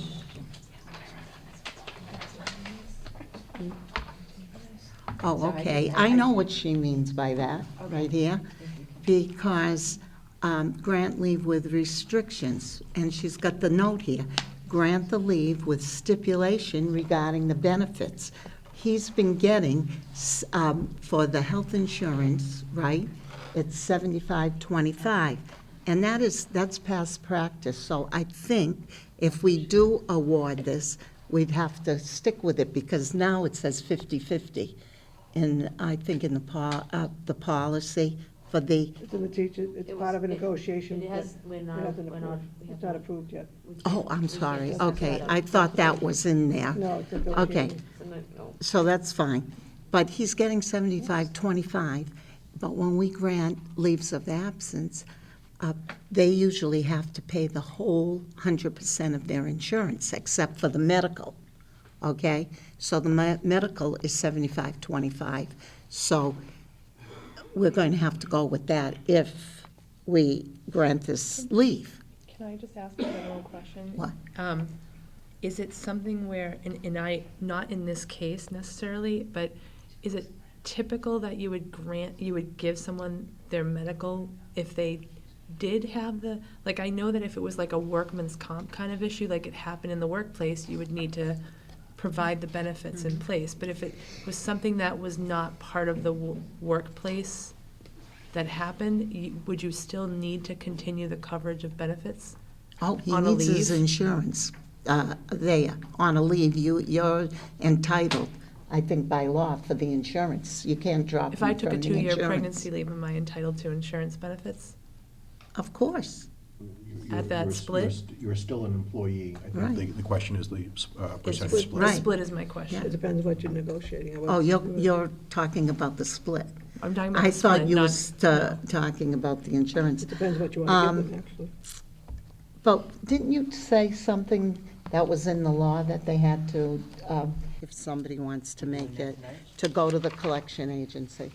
Well, Too. I have a comment through the chair. Go ahead. I've been listening to this conversation before I got here, and I think this needs a balanced approach. I think we need to catch up to where we're at by collecting this debt, but we also need to work with administration in enforcing the policy. When I was a student, you couldn't graduate unless you paid off your debt. And I know that conversation was had before, and I understand it's a subject of some students can't do it. So I think we need to work with administration to have the principals identify those students that really financially can't, before we just have a blanket statement saying that we're not gonna do this. So I think it needs to be a balanced approach. We need to work on doing more at the school levels to ensure that this doesn't get this high again, Yeah. but I also think we can't just write it off as either, is my opinion. I would agree with that. We have remedies for those folks that truly can't pay, and Mr. Greenberg is doing everything in his power, and the principals do a lot of work to identify those folks so that we can help them out. We're talking about the folks that aren't paying and can pay and should be paying, and they're, despite our better efforts and all of the work that Mr. Greenberg and his staff are doing, they are still refusing to pay their debt, and that's not fair to the rest of the student body and the parents and taxpayers. So my opinion is that we should pursue some sort of a collection agency, I don't know which one yet, to retrieve the debt that is due by those folks that are abusing the system. I think before we start doing anything, I think we should go to each building and have the principal tell us who can't pay, because they must know. I was just gonna say. We Exactly. can't go after a kid who has no money, and the parents have Absolutely. no money. This collection agency's not gonna know who's who. Before we enter into this, we've got to have a better system of who can Right. actually pay. And I don't think we're at that point to go to a collection agency yet until we know who cannot pay. If I may. The collection agency only takes the accounts that we give them. So they're not gonna just mass import everybody and say, hey, you owe the school $2, where's my $2? If everybody remembers that movie. What they will do is allow us to upload information. So we may choose only the 5 biggest accounts to put on here for right now. And as Mr. Chaplin said, I mean, some people are just on that borderline, so they don't really qualify for that free and reduced lunch. And it's between, should I pay this debt or pay my electric bill? Pay the electric bill, because your son has to eat lunch, and we don't take the money to pay the lunch, pay the electric bill. That's what I'm saying. Yeah, so I think we have to do a better I think we thing have in to have better control of them, investigating, too, before we because do anything. this person might not be able to really afford, and that's why their children are charging and not paying for the lunch. So we have to identify these Mm-hmm. people All I can say is Mr. Greenberg has been by working with asking the, each principal. been working with the building principals Yeah. and identifying those students that are in Well, it'd be deficit, interesting, so. I know with everything so computerized, couldn't you find out, if you took out all the people that can't pay and that's our real balance? Can you get that real balance? You know, let's say she can pay, but she can't. We'll take her out of the picture. And what would the balance be if we took out the ones that couldn't really pay? Hey, Yeah, I can think certainly. that's what That's what be I'd done like to easily. know. I can certainly get those numbers, think we should know but those but I numbers. would say that I don't think anybody is pursuing somebody that went on free and reduced lunch 2 weeks after their old application expired and has a $10 or $20 deficit. But you'd know that, though. My point is, I think that where we're spending our time and looking at pursuing the debt is with large deficits. You know, families that have, $200 and $300 worth of Well, you have deficits. to investigate these large deficits to see what's the problem. Why do they have a large deficit? Is it that they truly can't afford this, or are they trying to get away with something? Through the Go ahead. chair, I think this was very strongly talked about when Mr. Greenberg was here, and he was really clear with us to say he has worked with the principals, and he and his staff members have spent a significant amount of time and therefore money on this problem this year. And somebody correct me if I'm wrong, even I know a lot of you were here as well. This is something that we've gone down that road, or he has gone down that road, and the families that we're talking about, as I understand it, that were the largest in debt, may have had a different story where mom and dad were giving. If it's medical, I thought Dr. Nash said that too, that you still have to provide this type of split 75-25.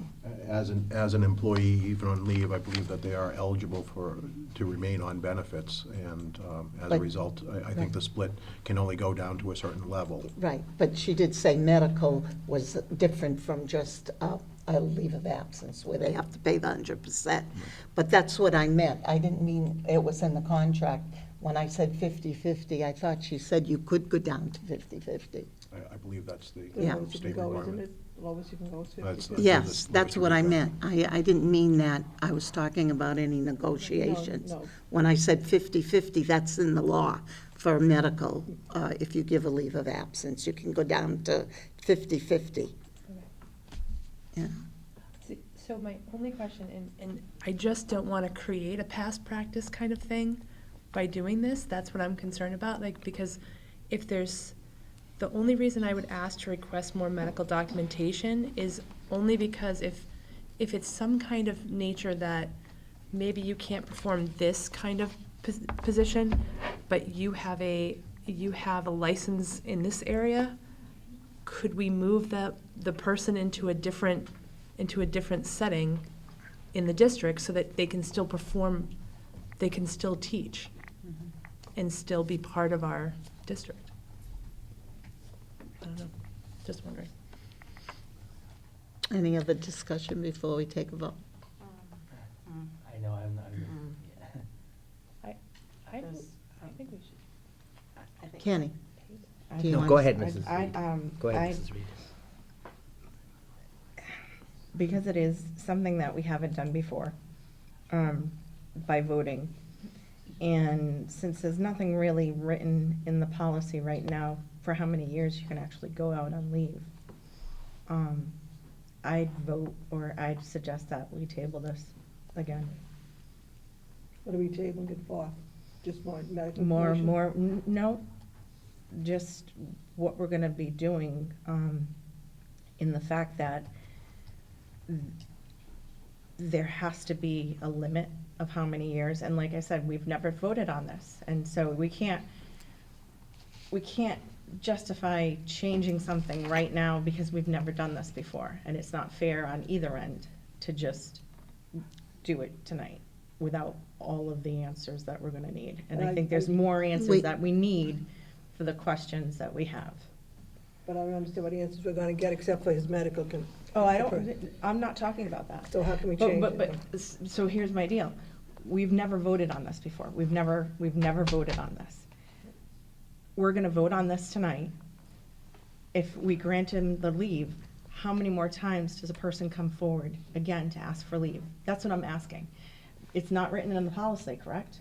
So I feel like, and this is for anybody, could come 15 years, would they still be coming and asking, and we still have to grant?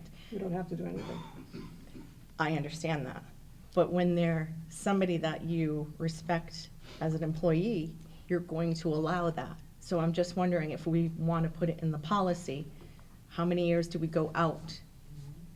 But we don't have a policy right now, and we've got a vote right now on the table, so we can't start changing we can't change it. Midstream, so to speak. Yeah, The problem, I think, started with 2 years ago. This should have been brought to us 2 years ago. This is the first time we've been done. The mistake was made 2 years ago. No one ever brought it to our attention. And so I don't think he should, we didn't give, any leave of absence is supposed to come to us. We were never asked to give this leave of absence before. It was just granted without our permission. Correct? Everybody agree with me? Yes. We yes. never heard about this till Oh, this year. Yes. So it should have been done every year.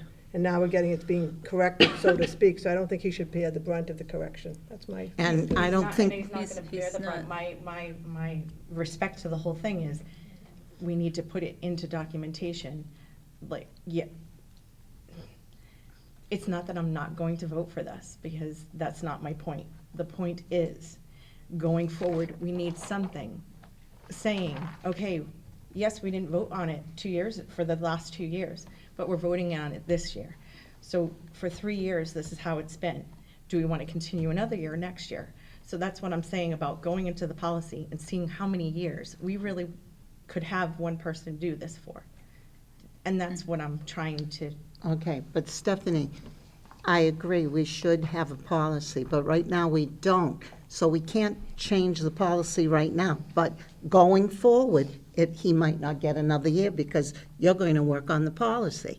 But right, money to the child, and they were still charging on their account, and so there are other things. It wasn't that those are the families that couldn't pay, those are families that were not paying. And although I hear you, and I would never take money or food away from a child that needed it, believe me, that's something I do for my work every day, but it's still, it isn't fair to those families that are struggling and are making it work, where they're paying their bills for the food, if it's families that aren't struggling, that are really putting us that much in debt. I've thought about this going to bed at night, when I've been like, how are we gonna figure out this budget? And we're talking about where can we find money? Well, this is money that we shouldn't have to find, because this is money that you can't go to Dunkin' Donuts and buy a coffee and not pay them for it. I mean, there's a service that's been provided to you. You have asked for something for your family. and I'll tell you, my belief is eating is part of a school day. It's part of the student's education. We supply books, we supply pencils to all these children that some can afford it, to buy their own. I think we should supply the food, try to collect the money, and if we can't, it's a bad debt. That's my philosophy. But some of this is an iced coffee. That's not a nutritious meal for a child during the day. Some of it is, I don't know whether it's an iced coffee or not. well, I'm Mr. not Greenberg was saying. here and he was telling us. I don't know. Through the chair, I apologize. Go ahead. In my opinion, what is the policy? The policy is the students pay for their lunch, correct? That's correct. Okay. Unless they have free and reduced. Unless, of course, I understand that. But, so I guess if we either have a policy or we don't have a policy, and so we need to enforce the policy, is my opinion. Obviously, I think we need to catch up, so I don't agree with, shaming the children or the students and any of that, and we need to work with administration to try to find the families that have a financial need that don't quite make the cutoff for the free and reduced lunch. So we need to do that piece, but we also need to collect the bad debt. So we have a policy, I think we need to enforce it. But if we want to discuss changing the policy, that's an option. But I think for now, that the policy is in place. That's my opinion. I agree with you. Yeah. Okay, so I'll entertain a motion to go with the collection agency. oh, so moved. Okay. Any more discussion? I don't know I would like to know more information about if you only have one person so far, I'd like to know the procedure before we vote to do it. Yeah. I'm not against doing it, but I don't know if it's a percent. I think there's a big difference there. Is it a flat rate or only collect when you get something, how? So we don't know which one you have. All I can say is I'll bring forward our recommendation for the collection agency and invite them in so that school committee can hear, I think we should do that who first. they And are. what percentage? But I don't want to pursue having somebody come if school committee then decides, we don't want to do a collection agency. I think we should change the motion for you to investigate. I don't think we should give you the permission to do it. Look, but not to enforce it yet, till at least we know who's out there that you're looking at. You know what I'm saying? Again, I have no problem bringing the whatever company we make a recommendation to school committee so that you can vote to, authorize this particular company. But I don't want to do that and then that night have school committee say, okay, well, we don't want to do vote on a collection agency at all. I'd rather know that I'm pursuing something that's already authorized, but we're not going to make a decision before they come to school committee. No, I have a question through the chair, and I'm just wondering why we need to have a collection agency come and do a presentation to us when we have people that are trusted to go and look through, like, you're already doing the work. We hired you, we trust you to do this work and to determine the best agency possible. I mean, I think we need to let you do your job. Now, what is the percentage? You said you don't know The- that they take. Their Tier 1 program is $17 per slot. That consists of only letters. If you get into Phase 2 with them, then they take 50% of the funds. And quite frankly, that percentage, I don't know that I'd ever want to use them for I was that gonna Phase 2. say, is it worth it That's by why I want to look at other firms. Getting 50% of the funds? After paying 17 already. Yeah. But if in phase one they get 50 to 60% of the persons to move forward, and we've That's only right. paid Then them then it's a good- $17 then it's a good investment. a letter, then we have had success. Mhm. Through the chair, I'm sorry, it might sound naive when I'm saying this, but back to Mrs. Carmignani's point. So why would we spend money on a collection agency in order to get more money back? No, we're not going to say no, we're no, going no. to change our policy. I think we need to really discuss with our council about if we vote for this and we vote yes, then we've created a past practice, and then we've opened the doors to allow this to come in. And I think that I would move to table this motion. First of all, it's up to the chair to table. It's not up to the committee. The chair tables something. That's the rule. But I'm going to go with the majority. We have a motion on the floor right now. Through the chair, just a question. And if the person, no, I'm going to say it. If we Oh. have the majority that don't want this motion on the floor, then we're going to have, the second has to be withdrawn, and then the person who made the motion. But right now, we have a motion on the floor. We're still in discussion, correct? Yes, Okay. we're still in discussion. Just to throw it out there, what if we decide to move to table it and I withdraw and the second withdraws, how does that affect this employee as far as He's not going to timing? get an answer right now. But That would, if we table my it. question still is, I don't think it should be, it's a tablable, there's no such word, but there's no, how can you table it? We're not going to, what are we going to get more that would make us change our opinion? That's my question. If you want to change it, that you can't have more than 2 years, that's for the next person, that's not for this person. So I think we should clear this up tonight, one way or the other, and then fix whatever we want to fix. That's my feeling. And that's fine, but like, if we were to say, okay, we granted this, and the policy changes. Okay, so it wouldn't It wouldn't be affect grandfathered. him. Yeah. No, It wouldn't- because you can't it go wouldn't back and change. grandfather, right. Right, he's Okay. grandfathered if it passes. But If it's- it but passes, it but might not it's- pass. But it sets a precedent. Right. Not if we change the policy. It does set a precedent. Why would we do it for one person and not others forward going? It's just never come forward. Just because it hasn't come to the school committee doesn't mean it didn't happen. It did happen. Yep. He's been on disability for 2 years already. Right. So at some point, you have to make a decision of whether or not it makes sense to continue that. Does it or does it not? For this person or any person, not just that individual that's before us right now, who we all love and respect, but for any employee, what should our policy be? I'm not in favor of doing something for one individual now, only to turn around and go into policy subcommittee and change it for everybody else. Right. It doesn't make sense to me. Well, we have a motion on the floor. We had a second. We have our discussion. We can take a vote. If it fails, then it's not going to set a precedent, and then we'll go back and he doesn't get the leave of I have a absence. question, Mrs. Ilcoin. Yeah. To Mrs. Antosi's point, so if I understand what you're saying about setting, if we approve this and then changing the policy, I understand. But, so if we table this and the policy changes to say we decide it's 2 years, then this is automatically not going to be approved, basically is what we're saying, correct? I don't know, correct me if I'm wrong. If that happens, yeah. If that happens in policy subcommittee, correct, yeah. So it's like, Well, that would have to come here anyway. yeah. For the full- committee anyway. Of course. Yeah. If we tabled it, we could potentially take option 3 and send a job description to the medical provider. Right. I'm sorry, that's, Because you won't get the money back. Okay, okay, thank By you. spending money on a collections agency, you're at least gonna get some some more of it, back. okay, thank you.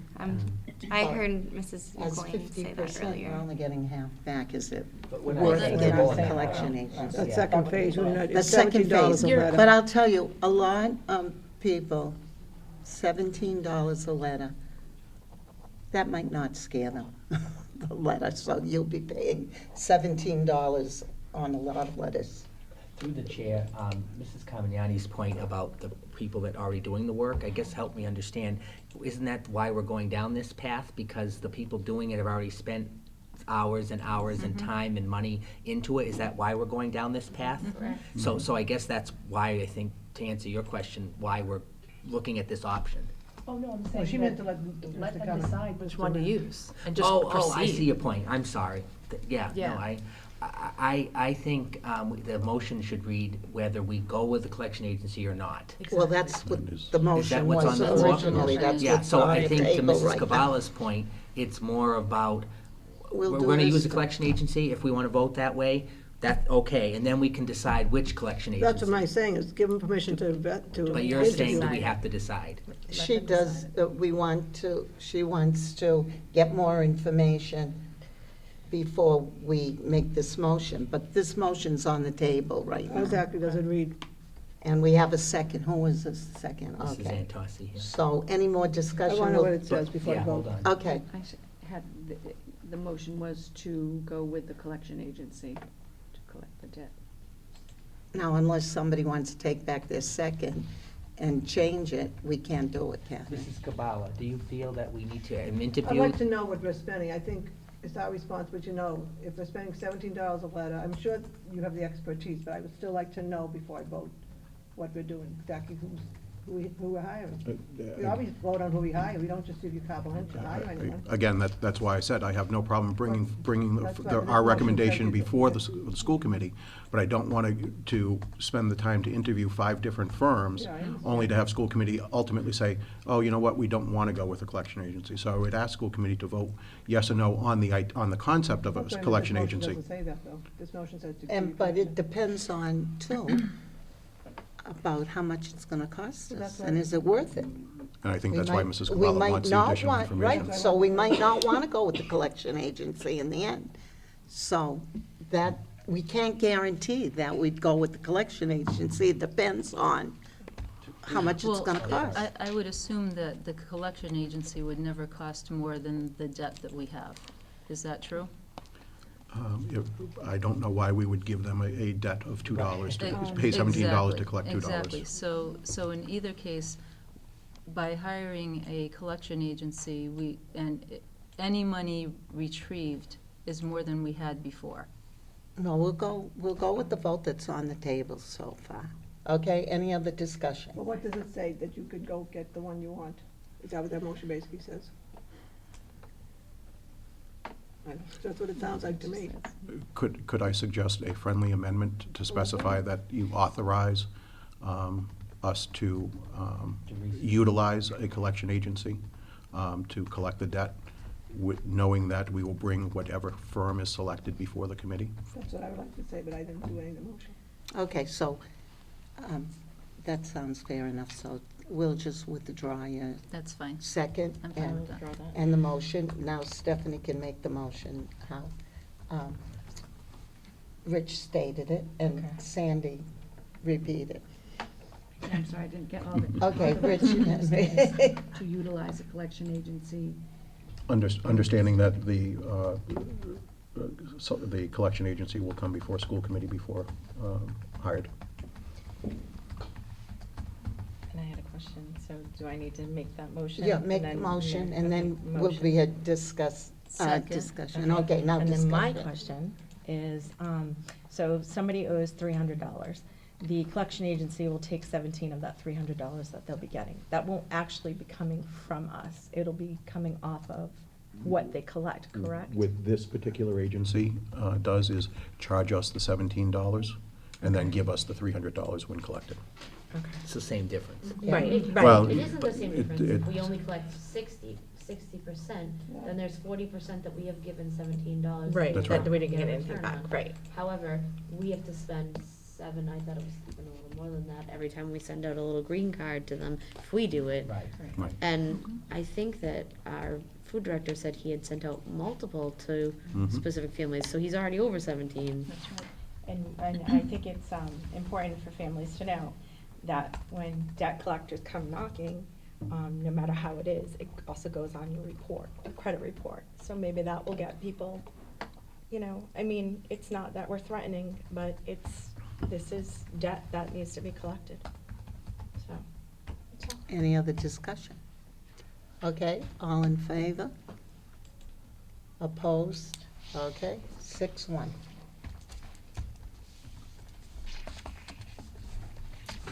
Okay, that brings us up to now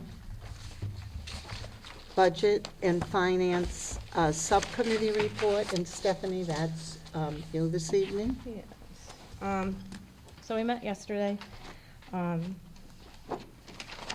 Mr. Matthew went over the selectmen portion.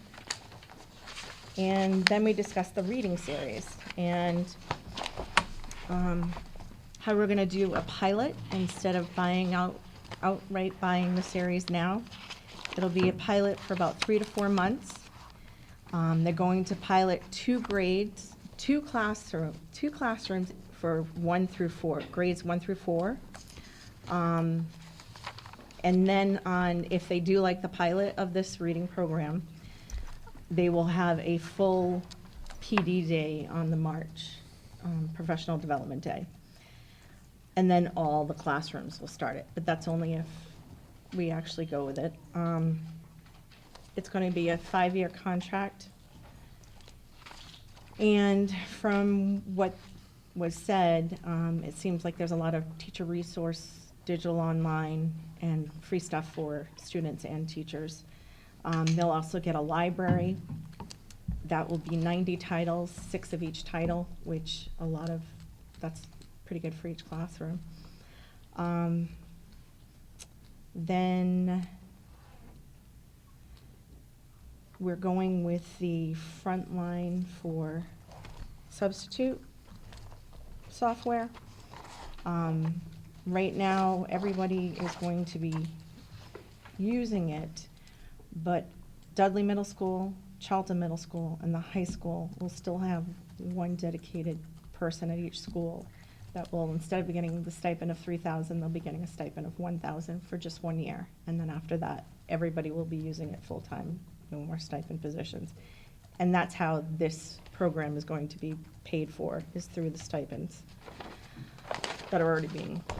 Through the chair, do we have to vote on that because it's financial changes that we are now not going to provide the same stipends? It's not in the contract. that- Yeah, It's not in the stipend of contract, it's completely issued, so you can do what you want, because you have to negotiate. But we in this committee don't have to vote on it? I don't think so. Oh, aren't we the fiduciary responsibility for all? Well, if we're going down from 3,000 to 1,000, why wouldn't you agree? I mean, I just don't, think that I don't the- know, I don't know if you I have to. don't know, we'll check that one out. Okay. Because everything that's in the contract, I know we'd have to negotiate. But This is not in the contract, so it's a No, but it's change. coming. Yeah, it's a change, so, I agree with Jen- Mrs. Terry, we should find out. yeah, I'm gonna find. Yeah, out. yeah. Generally, the school committee doesn't vote on every new expenditure, so I don't know if that helps to answer the But question or that's, not. but probably that is like, we're eliminating someone that has, getting a stipend, and we're getting this program, and so, I'll check that out. I'm not sure myself about that, because I know everything that's come up so far is if it's in the contract, we have to vote on that. But maybe, Jamie, you are right, because it does involve the money, and, Well, Mrs. Kamiani and I just went to that class during the past year, and it seemed to me that that was something that was discussed, so. that's- So we'll do that we'll do that the next time. Put that on the agenda. And then school choice, we have 34 out of the 60 that we're looking for. 10 students at the 7th grade, 6 students at 8th, 18 students at the 9th grade level, and then we still haven't, Catherine, we still haven't voted in for 10 through 12. Well, 6 Okay. have applied, but that wasn't, we didn't Okay. open slots to them, so if we want eventually, we do have 6 kids from 10 to Right. 12 waiting to be invited in. We did push out the deadline, which was until June 1st. June 1st to get, but anybody that has, we did discuss that anybody that's already applied and put in, because they put it in for the first deadline of April 26th, they are automatically going to be in, because there wasn't a need for a lottery. Okay. Was there any applications for any younger grades? I think they've gotten calls, but we're not gonna do those. Sixth grade. Okay. And then we didn't get any more as of today? No, okay. And that's it? Can I ask another question? Sure. Yeah, okay. The 2 classrooms, grade 1 through 4 for the reading program, is that just one in each town? No, there's gonna be 2 teachers in each grade in each town. Right. So 2 at Heritage for 2nd grade, 2 at Dudley Elementary. Dudley. CES, 2 at Mason Road. Okay, For every grade, 2, yeah. thank you. And the cost of that, Dr. Nash thinks it might be around 200,000, which is less than we originally thought, because a lot of that money was professional development, and it could be handled internally if we have the people piloting. Then in March, they'll kind of run the training. So we should be able to save money on the training, about 600, it would be about 50 to 60,000, I guess. And you also said the pilot would not cost anything. No, And we That's don't, great. if we decide not to do it, it Doesn't cost us at all, obviously. Will the 2 teachers per grade that are going to pilot come in over the summer or be offered the opportunity to do a training over the summer? should ask Barbara maybe. Yes, I was gonna say. Well, that's Barbara. That was easy. Thank you. Did you want to say anything more about that program, or is that pretty much what we need to I know? think you've captured everything that we've discussed up to date. The principals will name the people that they would like to have pilot, and then, as you said, we're gonna have them do it for the first trimester, and then discuss. So the reason why there's 2 people per grade on each side of the district is so that they can, bounce ideas off of each other, and then we can come together and compare how people felt it went and set some criteria to evaluate. And to that point, I guess it's a good point to announce that on May 15th at 3:30, the company, Houghton We'll do another presentation. Houghton Mifflin will be coming to do that presentation at Heritage for any faculty or school committee member that would like to go. Okay. Now, getting back, Jamie, to the stipend position, I've got a thought, and Rich, tell me if I'm wrong on this. We've got a stipend position, and it's not in the contract, but we're going to eliminate that stipend position because we're getting a program. So I guess we would have to vote on eliminating that that's a person, that stipend position, right? So wouldn't the school committee, like cutting somebody's position, we usually vote on it, right? So this is eliminating a stipend position. I think there's one of 2 ways to view that. You could certainly take the approach of cutting the position, if you will, or simply just not filling the position. So one of 2 approaches. Although on 3 of them, we are still filling them, but we're cutting the With pay the from reduced. 3,000 to 1,000, that's a different issue. Right, right. Let me just say why, the Dudley Middle School, Child Middle School, and Shepherd Hill felt like they still needed to kind of get a handle on it for a year, so they're gonna be, after next year, they're gonna be eliminated And completely. we're phasing them We're out. phasing them out, but the elementary, we're already gonna phase them out immediately. Right. But we're cutting the pay from 3,000 to 1,000, so maybe we should vote on I it. think we should, because it's like we're either phasing out the position or we're cutting the stipend position. So I think that Well, the it doesn't school. hurt to vote. No, And Do you wanna do we're, it tonight? we're Do you wanna do it tonight? replacing them with the Frontline. program, the computer program. So it's up to the committee. We can Well, it bring doesn't hurt it, to so vote. next, Do you want to vote right now? Or wait? It wasn't on the agenda. It's under budget, it says vote may be taken, so we could cover it by that. Budget and finance vote may be required, so we could if we want to, or wait, it doesn't matter. I think we'll wait till Yeah, next time, okay? Yeah, sure. And then we'll get a On the handle on it. agenda. All right. And that would be it. Stephanie, That's it. that's it? You're concluded. Thank you. Any more questions for Stephanie? Okay, thanks, Stephanie, for the report.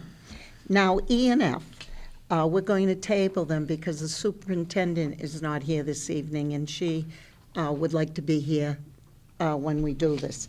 So, discussion of Mars District Office Reorganization Plan Proposal, we're going to table that until next time.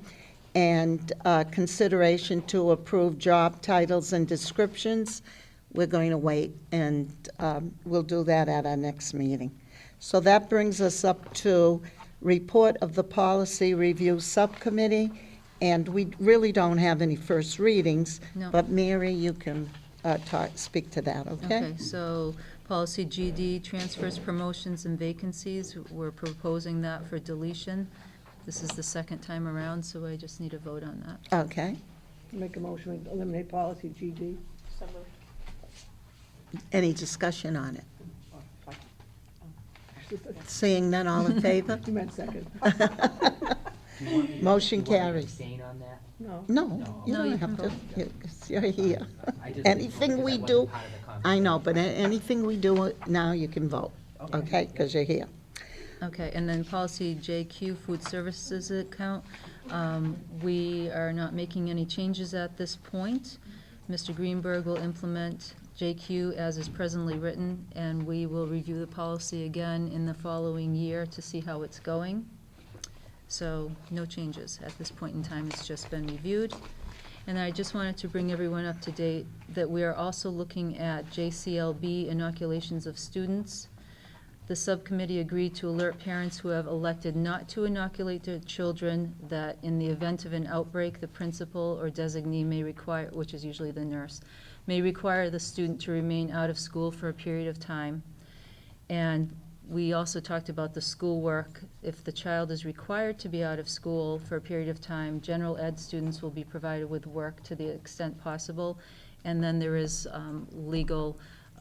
legally, we're responsible for providing work for special education students. And legal references pertinent to this policy will be formatted according to the adopted style in all of the policies. We're trying to make it all consistent. We're also looking at policy IJOA, school-sponsored field trips.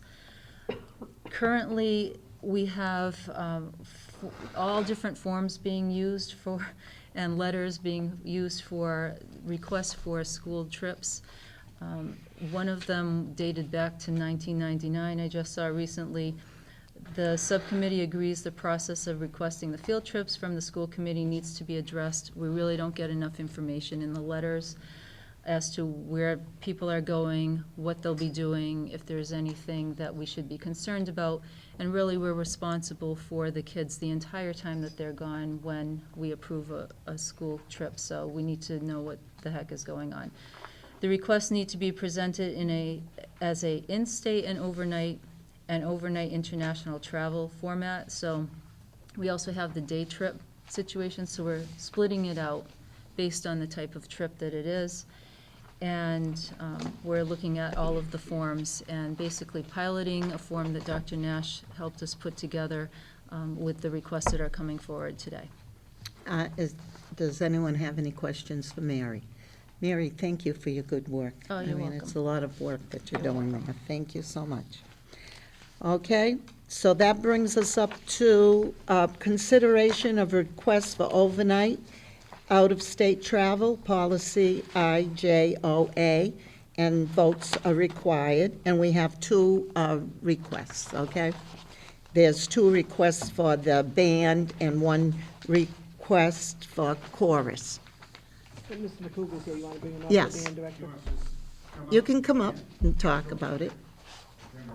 both of you.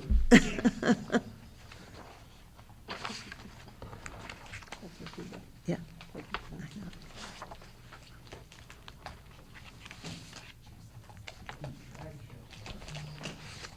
Come on up.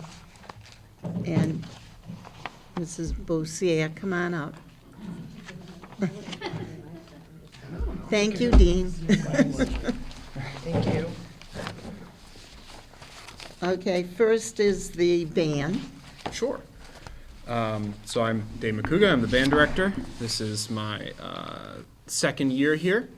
And the first one I want to talk about is U.S. Band Nationals. So this would be our 14th year going. The U.S. Band's Open National Championship is in East Rutherford, New Jersey.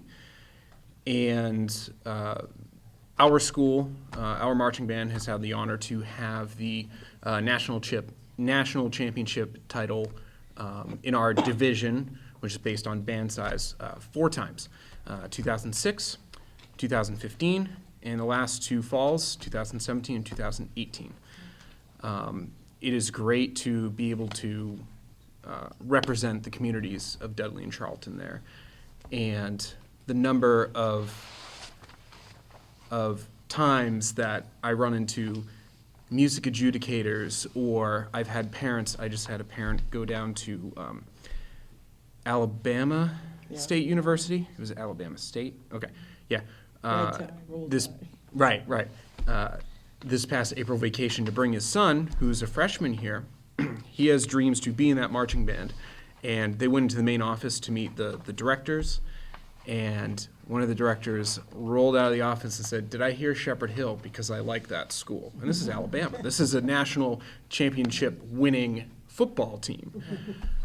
So we're recognized as a fabulous program, and it's been for decades. So this trip, it would be the pricing that I've done. As you can see, I think you all received. I attached an edited itinerary. What we did last year, of course, you didn't see an itinerary last year. What I do is I normally, or what has been done prior to myself as well, other directors, have attached a cultural, educational portion, either see a musical, see a performance, see, the last years we've gone to museums. We went to the Metropolitan Museum of Art, as well as the Natural History Museum in New York City. Those were the last 2 years with myself at Sundays. I've removed that because I do have 2 trip requests. So the primary to bring down the cost as well. So the primary focus would be rehearsing, departing Friday down to New Jersey, stopping at a mall for a meal. The kids have some free time there. And on Saturday, having our warm-up, having our performance in MetLife Stadium, watching bands following that, attend the awards ceremony. The Music Parents offers a barbecue, so we tailgate. And then we see the rest of the bands the rest of the evening. We would return to the hotel and return home on Sunday. So we would skip a museum stop in order to reduce costs. So on the front, you'll see total trip cost, $319 per student. However, that includes any cash that the parent would give to students for the 3 meals that they would be on for their own. So what I would actually be looking per student would be $259. And if a parent wants to be more frugal with spending money, they absolutely could, but I estimated $20 per times $60. So that's how much it would be per student. In terms of, let's see, this itinerary. You can see general information. This is what I've used in the past. It does have some chaperones attached to that. It has the locations in this whole packet. And this is my payment plan all the way in the back. Actually, I'm not sure if it's in the back. My packet's in the back. It just says Nationals Trip 2019 payments. So that would be, since it's shorter, it'd be 2 payments. Last year we broke it down to 4. Let's see, what else was I going to say? What considerations have been made for the students who cannot afford the cost of this trip? The Shepherd Hill Music Parents Association has offered $2,000 in work-study opportunities last year. We are currently working on the budget for next year, but of course, we're also awaiting the budget number that we'll have as a music department, because the music parents support us a regular amount of money, but also it's based on, like, if we go down or we go up, then it might loosen up the amount of fundraising that they need to do or raise it. But $2,000 is what we had last year.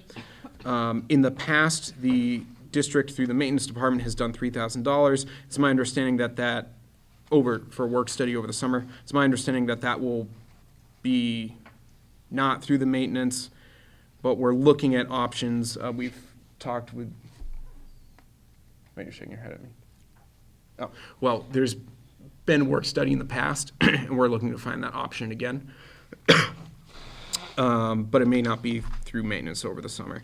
And through the fundraisings that we've done over the past, this past year, students on their own for the extra fundraising in my band program have earned, to the cent, $2,199.90 towards any travel costs. So that's on top of, that's just all gone to them. So I have had students who have raised several $100s just from the cookie dough fundraiser, and that goes towards their travel. That's probably the biggest question. So that is the first request. I don't know if you wanted to go request by request or.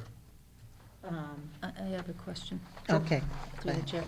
Do you provide the parents with medical release forms for all of your trips? So when we go on the trips, we have everything that we've learned is through our mentor, Connie Galley, who has supported us the last 2 years. What we do is we have a health form that has all the prescriptions, everything that's needed, filled out, not even to do with trips, for the whole year, whether we go on our trip or not, because we do go to competitions across the state to perform.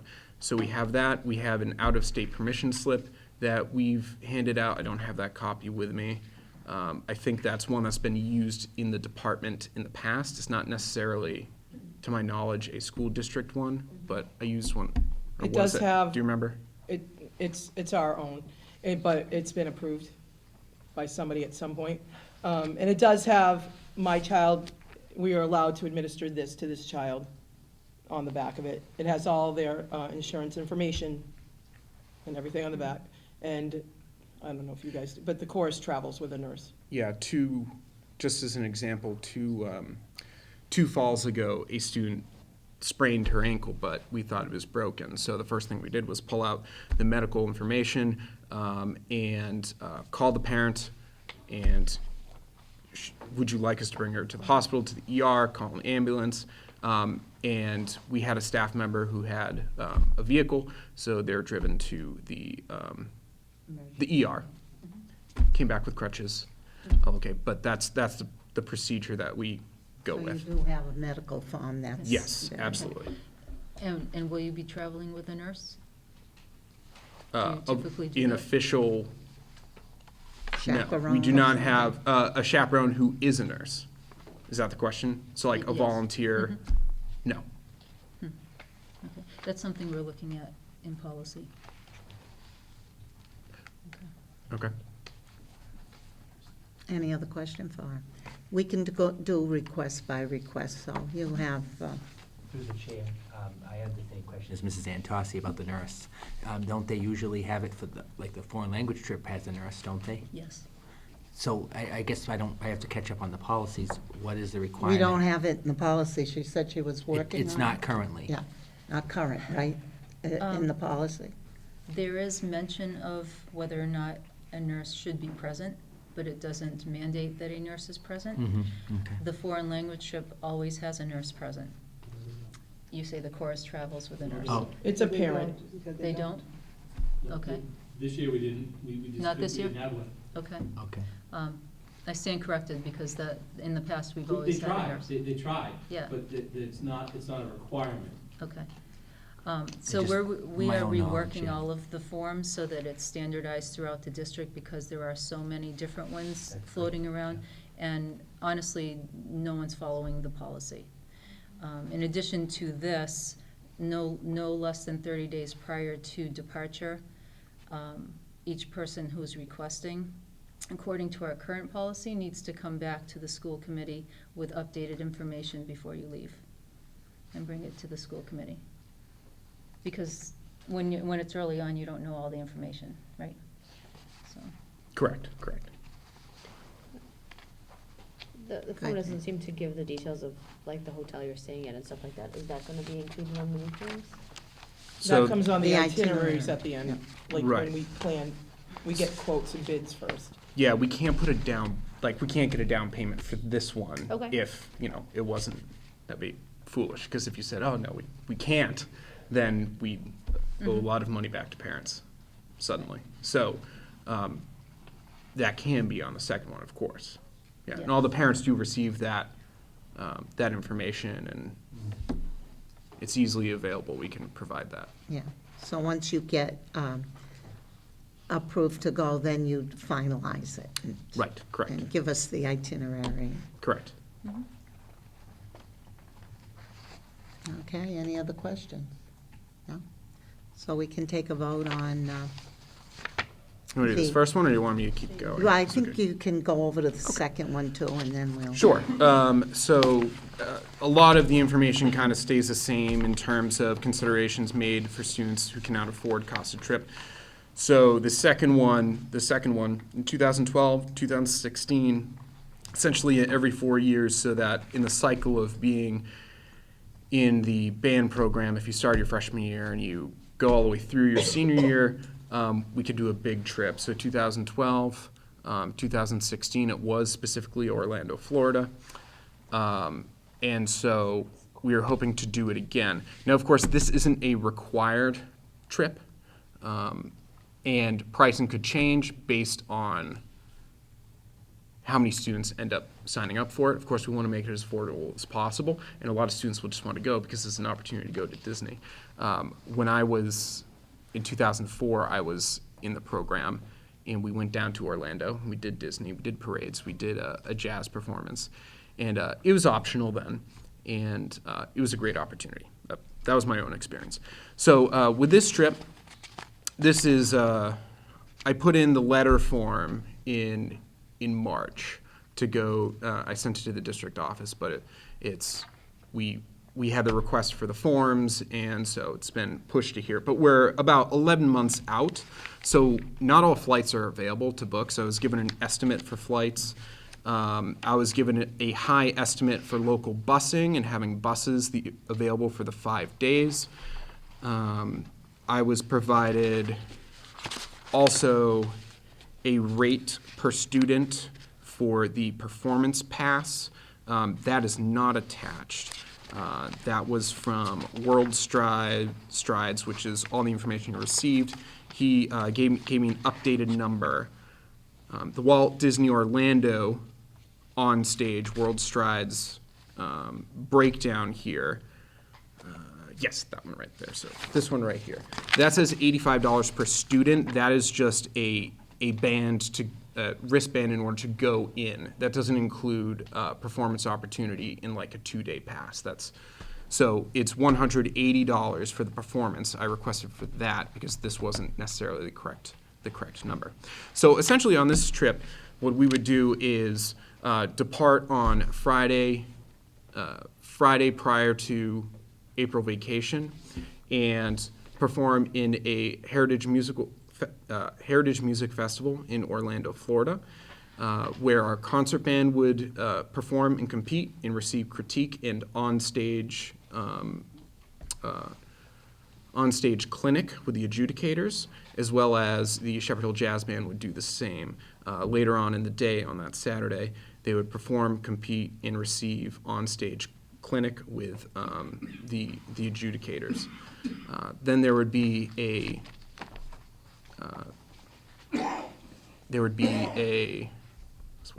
award ceremony. There we go.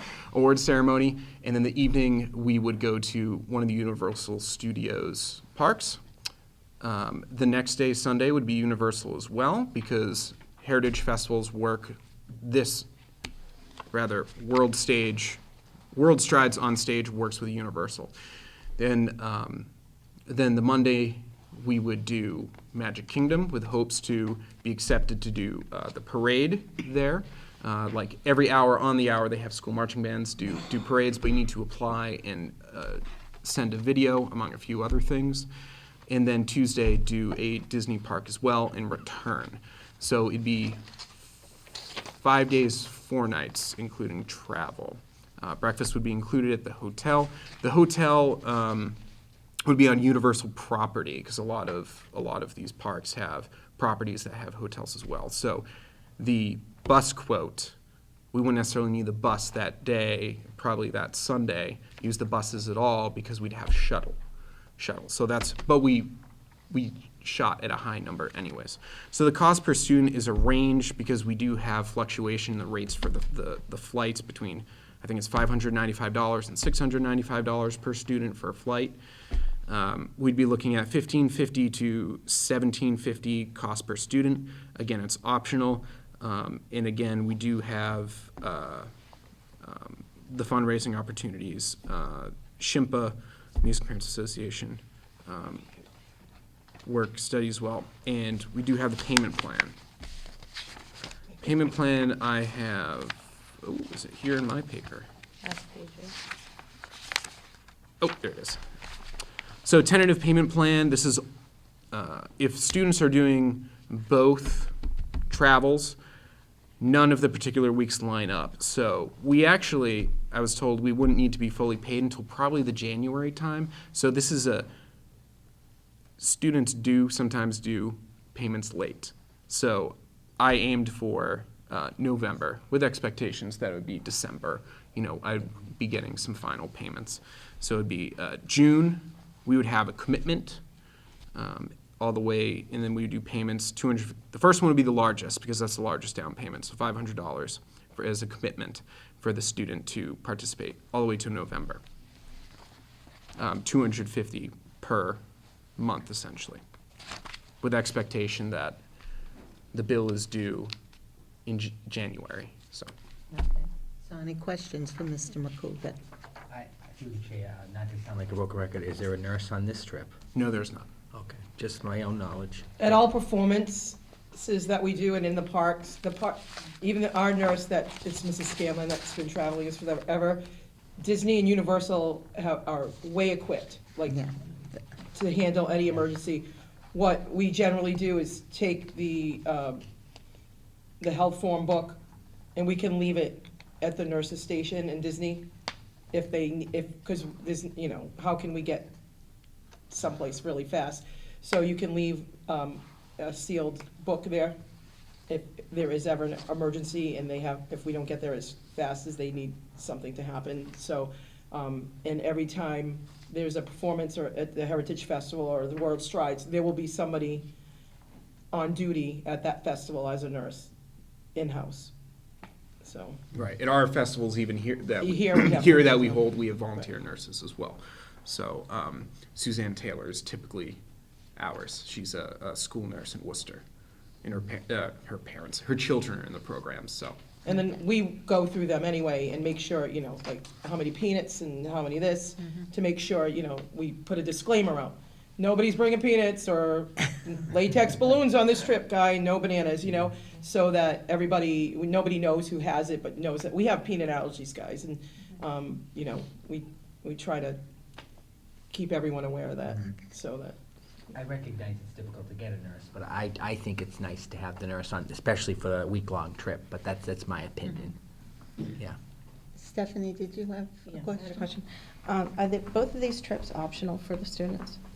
So the Florida trip is completely optional. The band program, so color guard, percussion, and winds class, the correct name is senior band class, from junior high school band, senior high school band is still the same name. But all those students is a co-curricular class, and these students are required to be in marching band for competitions. If there was a financial issue, I wouldn't require the students to go. Of course, students want to go because they put so many hours into performing, so they always find a way, and we do have the work study, but if it came down to it, their grade's not going to be affected because of financial hardship. Absolutely not. And like you said, if there's definite financial hardship, you'd find a way to have that student go Yes, we've anyway. found a way. We've, this past winter, I received phone calls, and actually Becky sent some students to, we have people who, people of higher age, I'm not going to say the elderly, or higher age, or sometimes with disabilities, called and said, I have all of these boxes that need to get out of my attic. Do you have any students that might be interested in I just want to give $40 to, my son, my daughter was in show choir long ago, and then you're like, oh, that sounds like a job for Averick and Bailey. So we give them contact information. It's like, well, here's an option if you want to, go make $40. Somebody's looking to have some stuff moved, or their yard raked, or things like that. So we do get calls in our office, and we do get voicemails for these types of opportunities for our students. And at the craft fair, a lot of the vendors ask for kids to work with them, and then they give a donation right to the department to come off their bill. And we're fortunate to have a lot of organizations in our area that, give, like the John Pear Foundation was extremely generous to our students this year. Very good. Yeah. Any other questions before we take the vote? So I'm going to entertain a motion, and I'll take it one at a time, to approve the New Jersey band trip that he has gone over. Mr. McCool went over. Do I have a motion? So moved. Second. Discussion. Any more discussion? All in favor? Motion carries. It's unanimous. I'll entertain a motion now for the Orlando trip. So moved. Okay. Do I have a second? Discussion? Seeing none, all in favor? Motion carries. It's unanimous. You have your trips. Thank you. Okay. My turn. And it's your turn. Thank you for your time. I'll sit here for support like you did for me. Okay. Okay, Mrs. Bucia. Hello. Hello. Okay, that's everybody have this one? Mm-hmm. Okay. So we just got off our Orlando trip, and Me we go too, back, this an is the hour small ago. trip. Huh? I said me too, about a couple hours ago. Yeah. So, Loveland, it seems like every small trip seems to be in Ohio. So Ohio and Indiana are where we can get to, well, not even Indiana, Ohio, with a bus in one day, almost. And this happens to be a very prestigious competition. So just like ours in Massachusetts, Ohio, this is one of the, most attended and well-run festivals.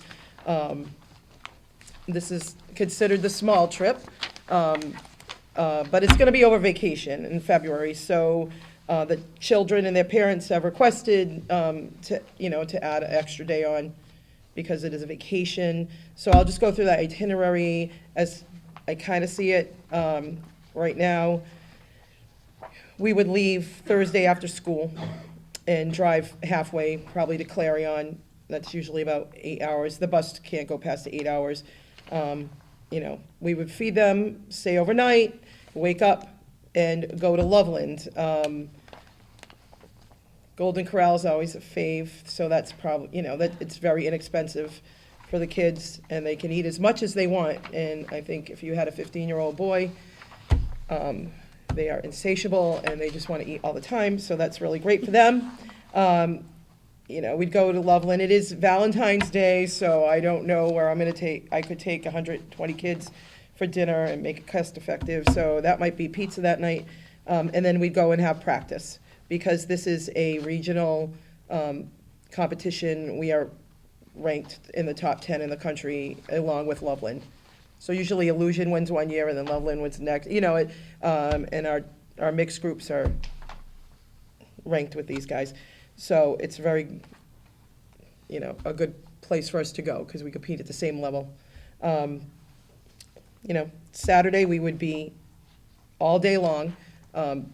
They run show choir a little differently out there in the Midwest. You perform in the morning to see if you can get into the nighttime show, and then you do it all again.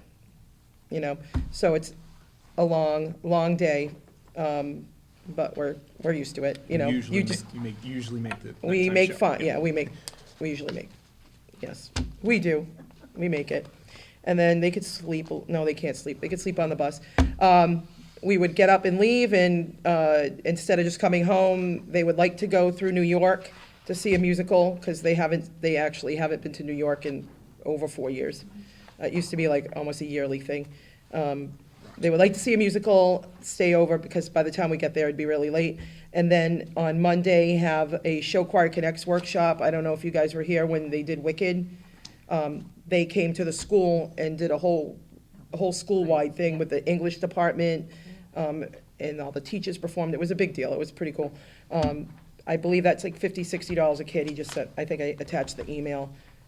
They would work with the cast of whatever musical we get to see, and they would learn a whole routine from the whole show with the stars that are in it. Yeah, and that's Chris Spalding, and he judges for us, and he comes and does clinics, and he's kind of like a hometown kind of guy, so he loves Shepherd Hill. And then we would come home, and then you have the rest of the week off. Usually the Ohio, those trips, $500 to $700 max. You know, the kids in show choir have their rehearse-a-thon, where they rehearse 12 hours straight, and they get pledges, like if you're running a marathon. They have the cookie dough, they have the fall concert. It's kind of theirs, whatever they sell comes off their bill. They have a payment plan. People who did the payment plan for Orlando had no problem, because we broke it down very small amounts for a very long time. And again, you know, we have the work study, we have people that donate money, I don't leave anyone behind. We make it happen somehow. I even paid for one myself. So, we always have an itinerary package like this, with everybody's phone numbers. And so the kids and the parents know. The hotels will be listed in the itinerary, the bus drivers, everything is, I can send that to you. This Show Choir Festival happens to have a website. I just printed off each of the pages. Not very well. Yeah, I could have wasted a lot of paper, sorry.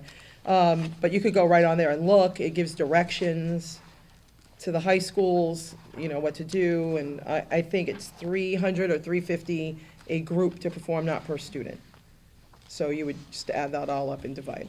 What else? Yeah, $60 for that. I did show pictures of how much seats cost at musicals. They're very expensive, even mezzanine now. If we were thinking of going to Hamilton, you're looking at $400 for the cheap seat. So I'm pretty sure we're not going to see that. Chris can probably get us in somewhere cheap. You know, Waitress is looking good. We can probably get some good deals on Waitress. There's a bunch of new stuff opening up. I have some contacts on Broadway. See what kind of deal we could get with that. But Lion King's my favorite.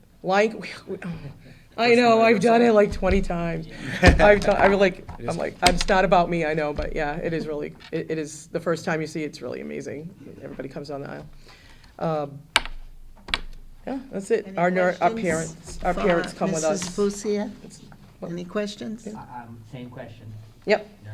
Nurse? Nurse, Mrs. Scanlon's with us, Mrs. Shredder usually come. We have, for some reason, a lot of nurses that are parents on my side. Yeah, so she's, until next year, her son's a senior, so she comes with us. Thank you. Yep, and we have to turn in all the names to our nurse, and she goes through their school files and then sends back a report that says, this one's a B allergy, this one, and the staff's all been trained with EpiPens, because we do have bees in latex. We carry one in the med bag, and the student carries one with them. So we have the backups. And we do have students with severe allergies to, I keep saying latex, not latex, milk, dairy, and we had to have medicine, like you can't buy it over the counter, like created down in Florida, and we had to pick it up. Like the pharmacy made it and delivered it to the hotel, because it has to stay refrigerated. So all that's taken in consideration as soon as we start, fixing the whole schedule and securing everything.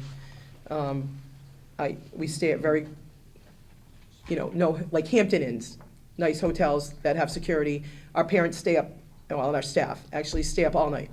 Everybody has a 2-hour shifts in the hallway. So we have a very secure routine. I check it, yeah, we do all the same thing. I check everyone into their rooms and make sure they're in it, and then we put a piece of tape on the door. So if it gets open, we know it got open, but there's a parent in the hallways, depending how many floors we're at. I usually don't go with the hotel unless I can get them all on one floor or two. And they stay up in 2-hour shifts all night long, so that it's not the kids coming out. We never really have problems with the kids. It's other people in the hotel, making sure that they're safe, so. And it sounds like you cover all the bases, I know. Well, we had very good predecessors that trained us. But thank you. Yeah. So any questions for Mrs. Boussier? Okay, so I'm going to entertain a motion to approve her trip. So moved. Second. Okay, any more discussion? Just want to thank you for doing this. It's so Yes. much work. I used to take kids to Boston. I thought that was a big deal. You guys, I mean, really, the amount of work that you do for these Yeah. kids, it's unbelievable. Thank you. And it Thank is. It's very, Make it I want them to have the memories I have. Yeah. And him, like Dave too, can I say your story that you said at lunch? Yeah, Dave comes from a single parent home. His dad died, and he had a brother and a sister, right? Two brothers. Two brothers and sisters, and if his family had to pay for the whole family to go, they would have never went, at least through he was able to go with the band at least once. It could have been the only time you ever got to go. Right. Every kid's dream is to go, right? Yeah. And all my siblings were in college, and the opportunity to have the whole family can't go. One person, or even two parents, can't make that happen. And to have the opportunity to go with a group that almost is your own family, because we spend so much time together as band, that it's just an incredible experience to have that chance. Right. I grew up on a farm in Dudley. My parents never graduated high school. I don't even know if it wasn't for Connie Galley. I don't even know where I'd be today, because she took me and told me what for, and she gave me all these great memories. And I just hope that more than music, it's right? more than music. It's a I family. just know Yeah, it's a lot of work, because when I taught school, I had the travel club for 20 years, and I had to do the same as you did. Check all the kids in the evening, and then we had to stay up practically all night because we had shifts, so these kids would not come out. Yep. But I never thought of that tape. Yeah, that was a good invention. So, we have a motion on the floor and a second. Any more discussion? Seeing none, all in favor? Motion carries. It's unanimous. Good luck Thank you. to both of you. Can I make an announcement? What? I was gonna ask Just a to you question. guys? Can I make an announcement? Yeah, sure. All right. So, for the public too, I want to thank you for voting to rename the auditorium. The invitations for the naming ceremony will be coming out. They're at the printer right now, but it is June 8th at 5 o'clock. It's a More Than Music, a musical tribute to Connie Vanko Galley. Everything, the Music Alumni Association has been working diligently to put a great program together to kind of surprise her. I keep giving her tidbits, not telling her everything. We do have a lot of alumni that have made it because of Mrs. Galley on Broadway and opera and on TV, coming back to perform for her. Some of us, all the teachers, you would be surprised how many music teachers exist because of this lady. And all kinds of alumni doing everything.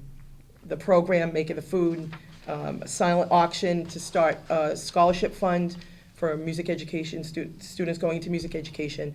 So it's going to be a great night. We hope you can all be there. Thank You you. will get real invitations soon, as soon as they come. But I wanted to give you the heads up now. Thank you. Thank you. Thank you.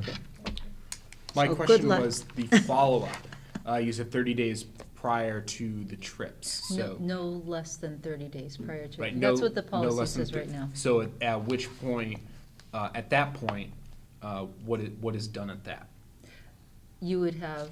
The details. Final details that you would just bring to us. And then it's voted on again, or is it just? No, it's we just don't. It's more dispersed and- information. You're going, you're all set, just Oh, for okay, our you just information. gotta make sure our ducks are in. Just for Yeah. All our right, okay. Right, information. so, Right. okay, Yeah. so if we have the itinerary done 3 months in advance, Just turn it and we can submit Yeah. that. If you have the final Oh, details in okay. advance, absolutely. Great. All right, But perfect. you've got the okay to go. Sure. All right, good. And the policy that does exist, because we travel every year, could we have that sent to us or available?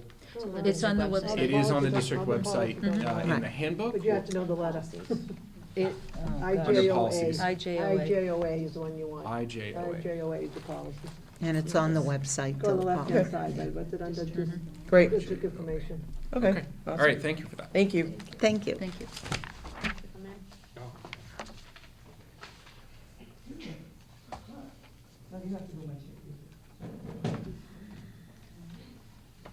Okay, the next on our list is consideration of requests to extend leave of absence. Did I skip one? Okay. Oh, yes, that's, I'm sorry. The important one. Consideration to appoint district treasurer, and we did get the resume in our packet, and maybe Mr. Matthew can speak to that. Sure. Dr. Nash and I interviewed 3 candidates that stood out from all the applicants for the position. June Hubbard Ward stood out among those 3 folks that we interviewed as having, not only being certified as a treasurer and having worked in the role for a long time, but as the treasurer-collector in the town of Northbridge, she was also the finance director. The references that I spoke to came back glowing, and I certainly support this recommendation to appoint her. Okay. So I'll entertain a motion to appoint June Hubbard Ward as treasurer. Okay. Any discussion on it? I have to, what, go ahead. I worked with June for 10 years in Northborough. She was the finance director above me. To see if this person can perform any of the duties of their job. We have nothing to go on right now. I could come, I'm not saying that anyone's, telling untruths, but I could come to you and say I can't do my job for 2 years, and you don't have anything to tell me otherwise.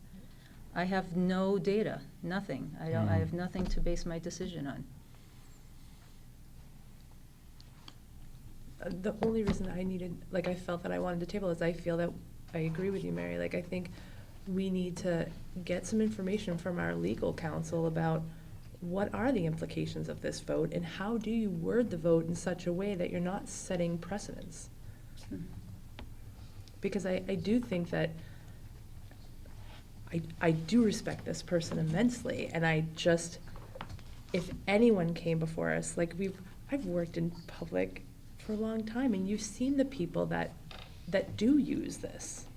And I'm not saying that he would be one of them, but I think that to protect our school system, we need to make sure that there are safeguards in place.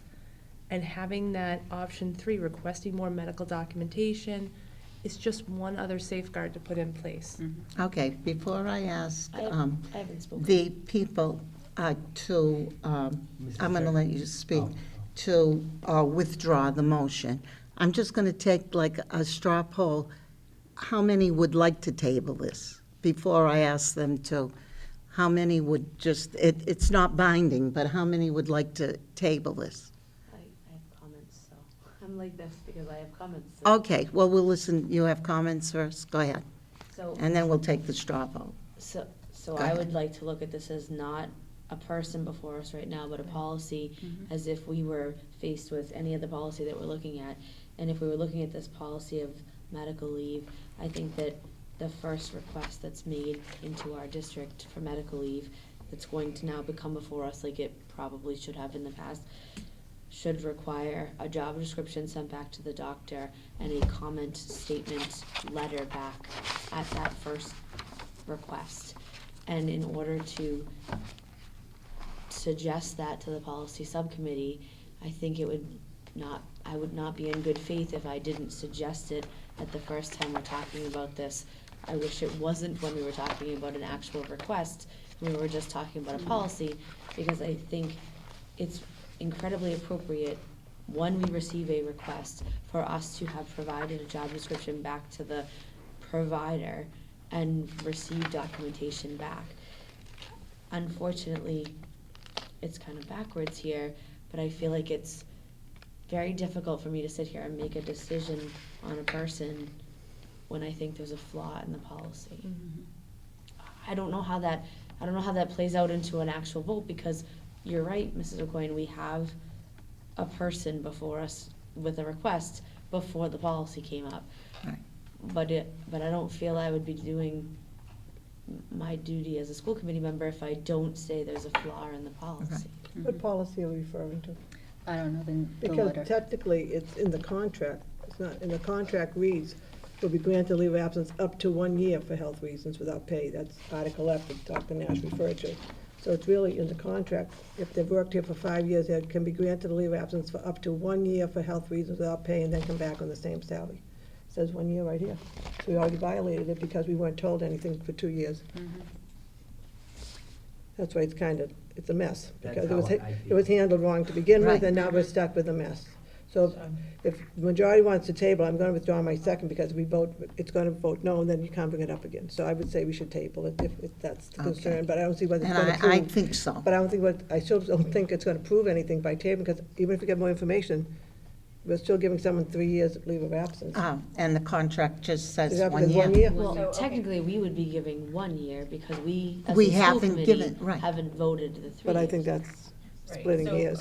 Well, Because that's what we're doing now. because it That's because where it was, we're at. yeah, but whatever. Okay, so I'm now gonna we withdraw. you've just looked at that. Yep. So let me discuss that. So technically, now we're voting on this, right? No, No, now well, technically, okay. Right if we now worded it's on the what- floor. If we, it's on the floor, I am. it's on the floor. Knowing what's in the contract right now, we would vote that, if we voted yes, it's 1 year, and that is It's it. no, the 1 year, because we, And then we can work on the policy, Well, because it's in the contract, is that, I mean, He's we're on- binded by he's the gotten contract, 3 years. correct? contract supersedes policy, Right, even so, if there is a policy. okay, Yes. so that right there is all that we need to go. We, So why this table is, it? right. this is our first vote. That's the problem. It's in there. That's what she said. Right. We've never voted it except. We've this- never voted it. We've Well- never, it's never come before us before to vote on this. But seeing that it's in the contract, Kathy, thank you for, seeing that, because we were going by the policy Yeah, it's not of really the, policy. of the leave of absence. In the contract that it has to be approved by the school committee again? It says, after 5 years continuous employment in the district, a teacher may be granted a leave of absence for up to 1 year for health reasons without pay, but upon return will be placed on the salary level he or she would have achieved if he or she had not been absent from the system. Requests for such leaves will be supported by appropriate medical evidence. Okay, So But So- who approves them? it's Dr. Nash is the so one I who brought think this we up. should, that's one thing we should ask for then, because I don't think this was, medical evidence. So where do we go from here? So Kathy, oh. Kathy, do you want to withdraw I'm your? going to withdraw because I know it's going to fail, so we might as Yeah. well withdraw and see if we can figure out what's Okay, going on. and Who made the motion? Kenny and, okay. So we'll table it and we'll take it up next time and then But my it'll give question us. is, what are we gonna get between now and then? What are Well, we looking for? may want, Well, we should ask we're going definitely. to ask, we should get legal advice too, as Kathy did say. And so we'll do that. And why don't we at the same time? Because get of the medical fact, documentation? Kathy, we've never given any, and he's already gotten 2 years, so we've got to get some legal action, because it's in the contract now, you know, 1 Are year. we also sending the job description to the medical Yes, provider? I think we should do that. What does everybody, because Says of it's the appropriate. contract. I agree. Yeah, I agree. I Yeah. think that we Because, should. right, I think so too now, because it does say appropriate Medical medical. evidence. Yes.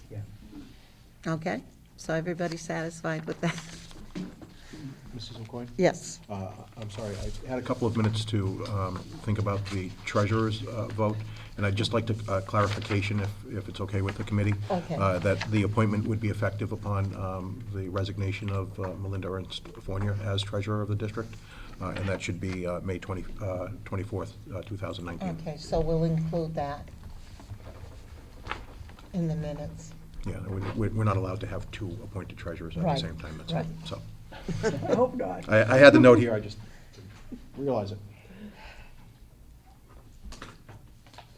I guess as a follow-up, I requested that the school committee members be invited to the DCEF on the day of that the awards are presented, and that will be discussed on Monday at their meeting. Okay, thank you. And getting back to that retirement party, there was a little note that said, let Sandy know by June 4th, so just wanted to let you know if anyone's interested in attending. Okay, so that's it. Our next meeting dates, school committee meeting will be Wednesday, May 22nd. It will be at the Charlton Middle School at 7 p.m. The Budget and Finance Subcommittee, it says Shepherd Hill Regional High School, and it is 8:30 to 10:30, We've canceled for the rest and of that's canceled, and it's to be announced then, We're right? not doing it at all. Oh, you're not doing it at all? No, we're doing it tentatively at 6 p.m. before the regular school committee Oh. meeting, if we need it. If needed. Only Oh, if we if need it needed. because of the town meeting, Okay, only, only if needed. if needed, All right. at 6 p.m. before the regular meeting. Yeah. And what group was that? The So subcommittee. anytime thank it's you. wrong, Kathy, if Sorry. you happen to see it, let me know We just so I decided that can. the other day, yeah. Yeah, but I mean, it was in the, when it's on my agenda, because it seems like I always have the wrong date. There are, it's a moving target, in other words. And the policy review subcommittee, and Mary, is this correct? It's going to be Monday, May 13th? Yes. Is that correct? That's correct. Okay. And the 21st. And Tuesday, May 21st, and they both start at 9 9 a.m. o'clock. 9 a.m., right. And Now then Kathy, do you want to set, the wages and benefits. yeah, but we won't do it, I want to start at 8:30, so we'll do it on May 20th. Is that You okay? had May 20th or May 21st, For the wages but and May benefits. 21st, she has I'm the all set. policy meeting. Oh. Oh, At 9, so. Yeah. So May 20th at 8 o'clock, is that at 8:30, is that okay with you? Well, you gave us that date. You said May 20th or May 21st. So how about May 20th at 8:30? Fine with me. Okay? Fine? All right. And future agenda items, school improvement plan, student handbooks. Anyone wants something on the agenda? We will put that leave of absence again on the agenda. And anybody? Well, the two other things, Well, we ENF. have the Mars District. Okay, what we ENF, tabled, we're yeah. going to definitely put that on. Anything else? If you think of something, just email me. Well, I think in discussion with the capital plan, this is a long-term, maybe over the summer or before next year starts. I think the committee, we should need to meet eventually throughout the year at every building. I think that shows the community that we're really showing all the buildings and we're Yes. investing. I mean, I'm not saying we meet at every building all the time. I think throughout the year, we try to Kenny, have our we meetings used to once a do year. that. We used to do that all the Yeah. time. So I When we think we first should do started that. school, in the fall, every meeting we'd have at a different school, and we do it Yeah. at least once. At least and once then in the we- year. Yeah. That's my recommendation. Good I don't know how idea. the committee feels, Good but idea. that's my thought. But we always did that, and then somehow it phased out. So, I think that was okay. probably the setup of the camp, maybe, Yeah. I don't know. So if Probably couldn't anybody thinks of remember. anything on probably the couldn't agenda, remember. just What day it email was? me, Who's and on first? you know I will put it on for you. Executive session, we're going to enter into executive session this evening to discuss strategy with respect to collective bargaining with non-union and union personnel. And we're only to reconvene into regular session, to take a vote if necessary, and then adjournment. I'll take a roll call, yes, Yes. Kathy? Yes. Yeah. Yes. Yes, Yeah. and yes, okay.